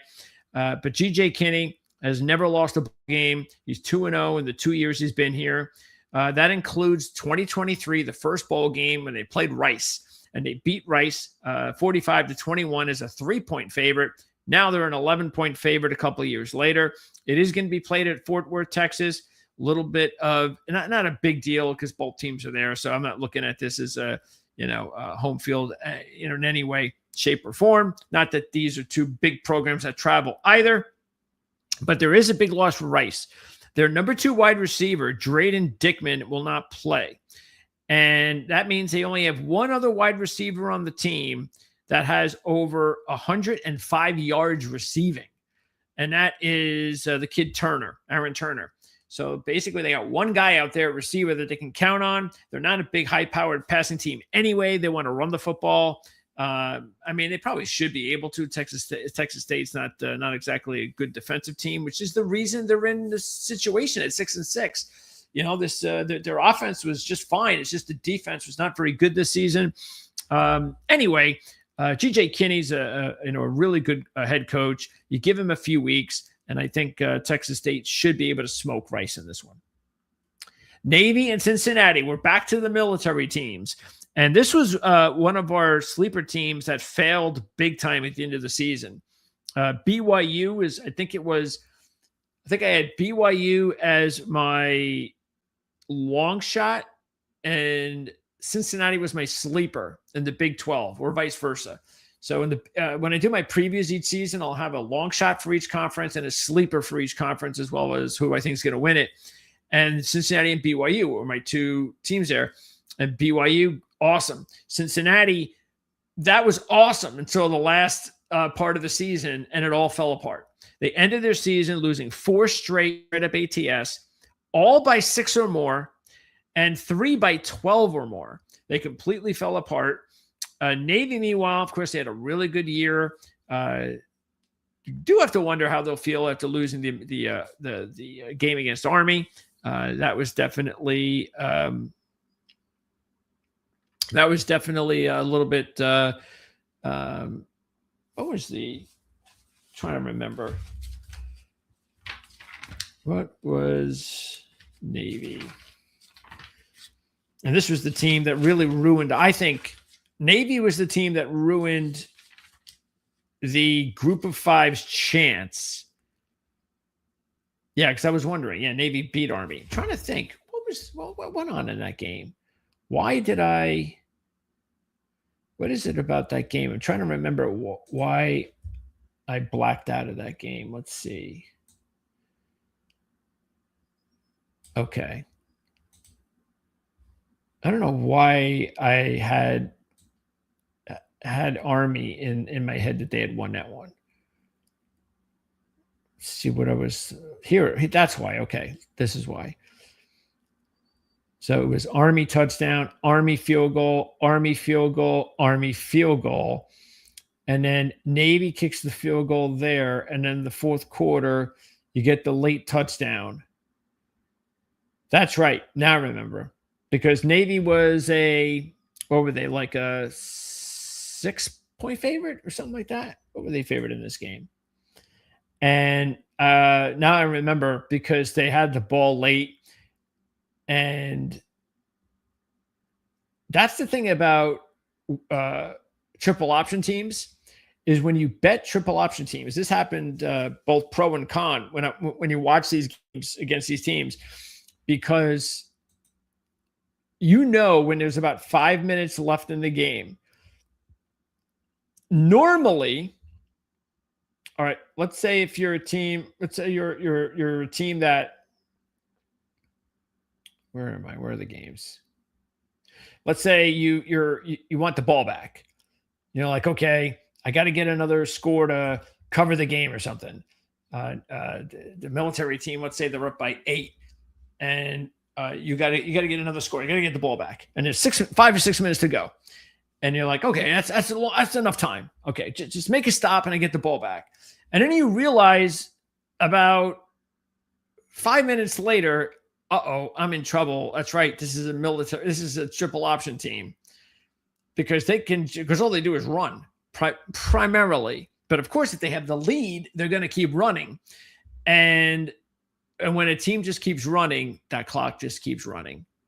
And you realize, holy shit, if I don't stop this team, they're just going to keep getting first downs and first downs and first downs. And that's the other thing military teams like to do is like they'll get 11 yards, 11 yards, 11 yards. It's not like they get the big ones that, okay, just score a touchdown. I can get the ball back and maybe I could, get that. It's like, yeah, I've seen a lot of situations where military teams can just milk that clock late in games. It does make for a good 3-hour game, though, in college football. Okay, so here we go again with the military team. And the line was 4. Now it's 7. Okay, so there's a couple of things that are going for total Navy. Okay. I told you about the military team trend. 19-1 straight up, 16-3-1 against the spread as bowl favorites for military teams. Now, check this out. If the military team is 10-0-1 against the spread, if a military team is 10-0-1 against the spread, let me just say it better. They are also 10-0-1 against the spread if the military team has a win percentage of 750 or more, which Navy has. So not only do you have those great, like Army is going to have 19-1, 16-3-1. Army is going to get that. Navy's also going to get 10-0-1 against the spread if they are a 750 or better win percentage. So that's going to be a big edge for Navy. I told you how Cincinnati ended their season. So this is not what they wanted, the Liberty Bowl. I mean, we wanted to win the Big 12, and our season ended, and we played our worst football of the year. And now our quarterback's gone. Sorsby transferring, gone. Their starting safety, Christian Harrison, gone. He's number 3 in tackles, by the way, with 66, and also led the team with 7 pass defense. So he's gone. Defensive tackle, Dante Corleone, gone. And the quarterback filling in for Sorsby will be a senior, so that's good. It's Brady Lichtenberg, but Lichtenberg only has 45 career passing attempts in 4 years at Cincinnati, including 6 this year. So he has no experience as a starting quarterback. The team is playing awful football, and they're going up against a military team that has had a tremendous season. They won the Commander-in-Chief trophy. They have all the confidence in the world. Everybody's playing, no opt-outs for Navy. And I gave you all the trends on the military side. So Navy is clearly the play in this one. Arizona SMU, and this is one game. Now look, keep in mind, because I'll try to bring up as much of these tidbits the closer we get to these games if we're doing videos on other days. But for the most part, you'll have to check this out for yourself, because this is a game right now that I don't have anything like right now, nobody has decided I'm not playing, I'm not opting out. There are no key players on either side. It doesn't mean we may not hear from that because these are the late games. Okay, this is January's second game, so keep that in mind. Check that out. But without anything like that happening, I'm definitely taking Arizona. I think it's just their year. We've been talking about this all season with Brennan. He's a fantastic coach at this level, and he's done it again with Arizona. Last year, we told you how he gets in late, didn't have a good start, and nothing worked for him. He had the full off season this season for the first time, and he goes out there with not as much talent. Ted McMillan was not on this year's team, and he still gets his team with Noah Fafita, the quarterback, to have a better year. They beat Arizona State in that big showdown, and I just think their confidence right now is through the roof, and I expect them to pull this out. And then the final game is the Duke's Mayo Bowl game, and this is between a 5-win SEC team. Okay, so I look, there is a big difference between 5-win Appalachian State and 5-win Mississippi State, because one's the SEC, and the SEC team that has 5 wins nearly beat several really good teams in the SEC, including Texas, say for one. Mississippi State just 1-6 straight up versus winning teams. But again, they had some close calls against some really good teams. They ended their season 1-7 straight up in their last 8 and 0-3 straight up and against the spread in their final 3 games, losing all 3 by 19 or more. So just saying that, you would think, well, you got to go with Wake Forest, right? Well, no. I'm actually taking Mississippi State. Even though they're not going to be eligible for a 500 season. The fact is, this is Jeff Lebby's second season. This is a big opportunity. He's going with the younger quarterback again who played in the game, the Egg Bowl. So there's now more practice time. I think that'll be helpful for the young kid. Look, I like Dickert at Wake Forest. I think he's already done a great job getting this Wake team to an 8-win team this season. No question about it. But you lose your best player in Claiborne. And that's all I needed to see. Claiborne was a 900-yard rusher. He's practicing for the NFL now. And I don't know what kind of player he'll be at the next level, but he was everything to this Wake Forest offense. This Wake Forest offense did not have a passing game. Now, I don't know what they're going to do at quarterback. I mentioned that before. I like the transfer from Charlotte. I think he should be the guy. I really do. I don't even know what they're wasting their time without Robbie Absher for. It's a bowl game now. Just like Mississippi State, get the young kid in. See what you got there. And I'd be more afraid if he was in there myself. Now, look, he's more prone to being maybe, you get some more turnovers, things of that nature, especially if you don't have a great passing team to begin with. And I think that's been the problem, is that you want to get the passer in over the runner because he's a better quarterback. But the runner probably fits your offense better because you just don't have a passing offense. So I get the whole thing there. But I don't know. You take Claiborne out, and I just don't see where Wake Forest is going to be able to move the football at all. Meanwhile, Mississippi State comes in. I told you about the way they ended their season. They would like nothing better to get all that ugliness wiped away with a bowl win. And I think that would be very important for Jeff Lebby in year 2. And again, there's no big players that I see here on Mississippi State's side that won't be playing in the game as of now. So that's why I'm taking Mississippi State in that one. And then you do have this FCS game, by the way. I tell you what, Illinois State's a nice little story. They're getting 10.5. And this game is a neutral site game. I see at Nashville. I actually think you should take Illinois State. I've actually paid attention to some of these games. They had a tremendous comeback win late in their first round matchup. And they've got this little team of destiny thing going on. So anytime you have a team of destiny thing happening and you're winning, really dramatic games and things like that, you got to pay attention, especially when you're getting 10.5 in a neutral site. So we know the better team is, but I'm just saying it may not be a bad idea. It's January 5th. Maybe you can, maybe I'll do a parlay or something like that with the money line with some of the other. I think we'll be getting into the semifinals by then in college football. Now, who will play in the semifinals? Well, we'll see. We'll talk about it. Hopefully on Monday, because that looks like the best day to do that. And not a whole lot to go on just yet, though. No early insights other than what we told you before the playoffs began. And I think I'm pretty much sticking with it. I said that I would go with the winner of Miami and Texas A&M against Ohio State. The only thing is that I am concerned about the offense as a whole for Miami. But Beck did not have a bad game.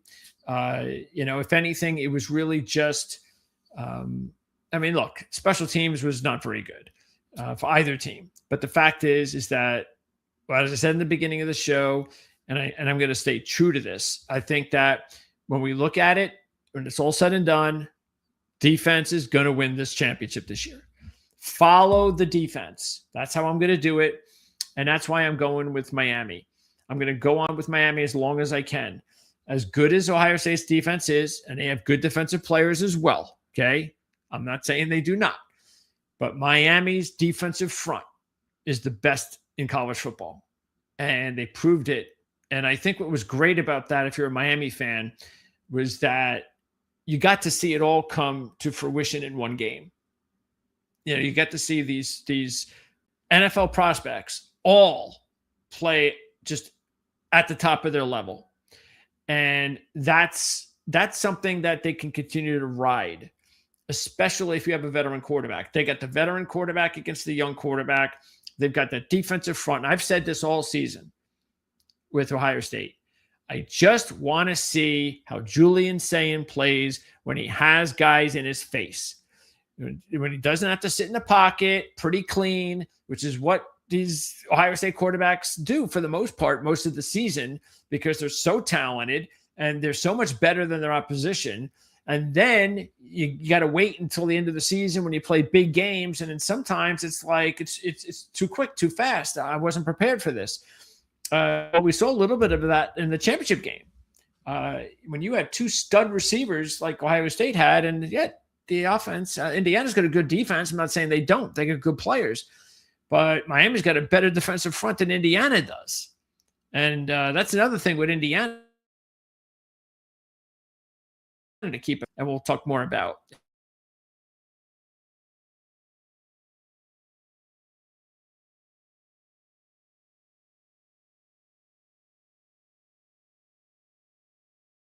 We'll be able to give Alabama a much tougher matchup.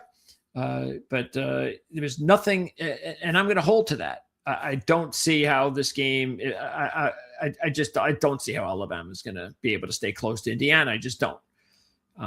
The only thing I think Alabama can hope for is that Indiana will have some sort of a not letdown, but some sort of a hey, look what happened to Oregon. They had the layoff, undefeated, and they just kind of fell flat, something like that. So I just don't see it though. Because Ohio State was a national championship team that played them. Alabama's not. So, I don't think this is the perfect situation for Indiana. I'd be surprised that they don't even cover easily. So I think Indiana's the clear play there. And then Ole Miss and Georgia, I'm still going to, think about that. I said I think Ole Miss, before the playoffs began, could give them a game. And nothing changed my mind after the way that they blew out Tulane. So that's exactly what you wanted to see. Matter of fact, the only way I would have changed my mind completely would have been if they would have struggled and that kind of thing. They didn't. They looked just like they would have with Lane Kiffin. And that's what I wanted to see if I was going to take him against Georgia. I'm still not sure if I'm going to do that, even though I still have Ole Miss and Miami as my future, along with Texas Tech. I still don't know if I'm going to do that or not. And then the other one is Texas Tech and Oregon, which could be the best game. Oregon is the favorite in this one. That's going to be interesting to see about Texas Tech. It really will, because they did not have the schedule. So on one hand, it's like an unknown situation. But I think what Texas Tech has going for them, which is the reason I like them, is the defense. Again, Oregon's got good defensive players too. They've got some studs on that side. But Texas Tech overall is better defensively. But the one thing we just don't know about Texas Tech is whether or not it's because of the conference and their schedule, or hey, they're just a really good defensive team. That's who they were on their schedule. And I look at it that way because remember, and this is something we'll talk about in a few days, every team, every game that Texas Tech won was a blowout. So I think that matters. So, and I expect Texas Tech to show up. I really do. But look, we'll talk about it. More time to go over it all and update everything, including the injuries. We'll see if the lines move at all. I don't expect the lines to move much. But clearly, if I was looking for a long shot out of the group, the one that I've said before, the clear one is Miami. And I think they're about a 280 on the money line. So I would look that way. Ole Miss is the other one because I'm not taking Alabama. So I would definitely consider Ole Miss. I still think at this point I'm probably going to lean Georgia. So as of right now, if I had to make my picks, I'd be going Miami, Georgia, Texas Tech, and Indiana. And that's also with the spread. If I was going to do that, I'd do that all with the spreads too. Because actually Miami is the only – Texas Tech's also a dog. But if I was taking Georgia and Indiana as the favorites, I would also take them to cover the spreads. I think Indiana will probably beat up on Alabama, to tell you the truth. I don't trust Alabama at all. Okay, but we'll talk more about that in a few days. And then I'm going to, again, be back tomorrow. I'm going to try to do this as early as possible, sometime in the afternoon. I would guess 3 o'clock, the latest, something like that. That's not a bad idea. And then the goal is going to be, we're going to go over all the games. And again, we're going to fill you in with everything that you need to know regarding the playoff picture, the tiebreakers, everything that you want to know regarding the NFL. These are all guaranteed tiebreaker notes. This is everything. This isn't speculation. This is the best information that you possibly are looking for. I have everything you want to know about every scenario that takes place in the NFL playoffs, to get to the playoffs, to the buys and the divisions and everything. So we'll be talking about that tomorrow. Keep an eye on us for Friday at 3 o'clock for the Playbook ATS podcast. That is the only show that we're going to do this week, and possibly also next week with everybody together. And that at least 3 of us. Andy Isco, Mark Lawrence, and I are set for Friday. We're still waiting on Jim Feist to see if he's going to be available. I know he's got a lot of family in town for the holiday, for Christmas, of course, which is just in a couple of hours. And we might be doing the same schedule next week as well, because Jim did his show at the restaurant Tuesday this week. He's going to do it again on Tuesday next week. Again, I'll look to be on Monday, and then probably, I guess, nothing on Wednesday. With us doing the Playbook ATS podcast, possibly again next Friday as well. And then we start to get into tons of more videos. Matter of fact, this frees me up. This is the last big show for college football for 2025, with 2026 coming next week. But this is it. Any other video we do from college football from now on, it's just going to be, our playoff game stuff. And that's only a few games, NFL stuff, but that's pretty much, breaking down with just a few games as well that matter. So the marathon long football videos are done for the 2025 NFL and college football seasons. And that means that I'm going to be really zeroing in more on NFL draft, NFL free agency. We've got golf starting up in a few weeks. We also are going to be college basketball is going to be hot and heavy in the next week or two. We're going to start with that real soon. So I got more than enough video stuff to get behind. Check out our lads as well, primarily, of course, for updated rankings, for top 10 rankings for every position for players coming out for the draft. They've got all that stuff. You can check that out right now on the website. I'll be talking to Dave. I'll be talking to John real soon, as I mentioned. That's coming up as far as that's concerned. I'm actually going to start also popping up some jet videos on Prime Sports Network. I'm going to start putting more videos again. I got to get that channel going again because I've been doing everything here at Proline and also partnering with our lads. But I'm going to start to, because I'm not going to talk to Jets here on this channel. I'm not going to do that to Jim and Mark. But I'm going to start doing some more Jet videos because it's the off season coming up. It's going to be a big off season for the team. And I'm just sick and tired of hearing the stuff I've been hearing on YouTube, watching. It's the same old crap. It's the same stupid shit. I know they're getting clicks. I get it. But it's time for someone with reason and experience and an understanding of what the game is about in the long run, and to think of it like if I'm actually part of a front office in the NFL and how they think. It's time for me to get out there and tell these little guys exactly how it's done. Okay? And I'll be doing that on Prime Sports Network real soon. So look out for that if you're a Jet fan. Matter of fact, I think I saw this because it says it right here. Chris, CB, NY Jets fan. There you go. So I think that makes Chris a Jet fan. I appreciate you supporting the channel, Chris. Happy holidays to you. Willie surprisingly wants to go at Alabama over Indiana. Obviously, look, I like your Miami over Ohio State pick, but you scare me now after you took Alabama over Indiana. Now maybe that doesn't look good for my Miami pick now because Alabama beating Indiana, boy, that would be, I think that would be embarrassing to Indiana if that happened.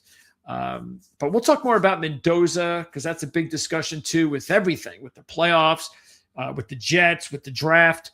Because I'm not a big Mendoza guy compared to what we're hearing. I think he's a fine quarterback. I think he's going to be a good pro quarterback.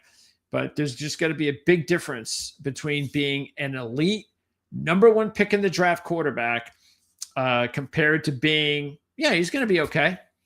And I'm sorry, but that's I don't want to be associated, or I don't want my team to chase an okay quarterback. I just don't think Mendoza is going to be anything special. I just don't. I think he's I like the comparison, and I'll talk more and more about that. The Jared Goff comparisons, I think, are perfect for Mendoza. And I think when he's being compared to a player like Goff, I think it's important too, because you have to keep in mind, what does that mean? Well, look at Goff's career. It took him, 4 or 5 years to get going. And that's becoming a theme now. More and more, I think the young fan base is starting to understand more and more that this happens. The more that the Sam Darnolds take 5 years, 6 years, 7 years. Geno took a long time. But the more it takes, and this is reasonable. This isn't like weird. And that's not to say that some of these quarterbacks can't pick it up right away, because they can. But it depends on the situation.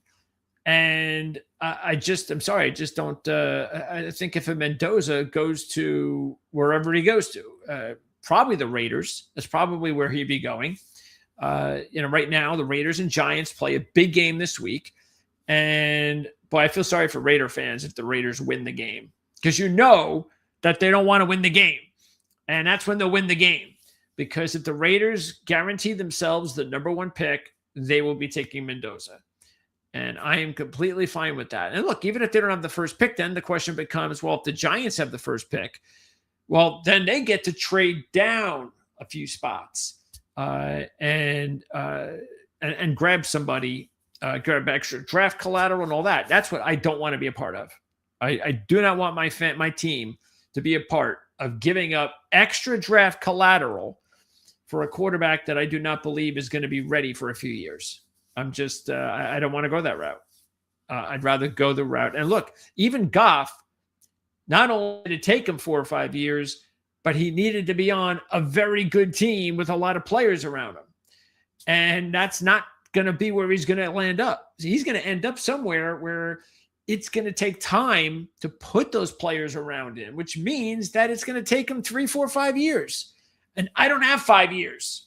Okay, so I'd rather go the free agent route, or actually not the free agent route, the trade route. I've said this before. I'll keep saying it. I'll probably even put up a video real soon on Prime Sports Network and just, blast out Tanner McKee and just put it all out there, because I've said it long enough on this show, on these shows, that I'm all in on Tanner McKee, and I'm just praying that the Jets do that. Because I will say this: if they don't, and another team does, and he's as good as I think he's going to be, it's just going to make me I'm not going to be in a good place. So anyway, but that's what I'm going to be doing. So check out Prime Sports Network in the future. I'll let you know about that.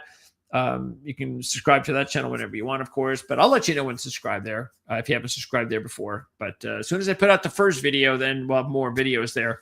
But right here, it's all Proline TV, our lads as well, the Our Lads Football Network. We'll see you guys again tomorrow. Hopefully about 3:00, we'll be live to talk NFL. And that'll be on Christmas. Yes, it'll be on Christmas. I'll be back on Christmas to talk NFL, get everybody ready for the playoff with the playoff scenarios and all that. And then everybody will be back together on Friday for the Playbook ATS podcast. No horse racing show until late January.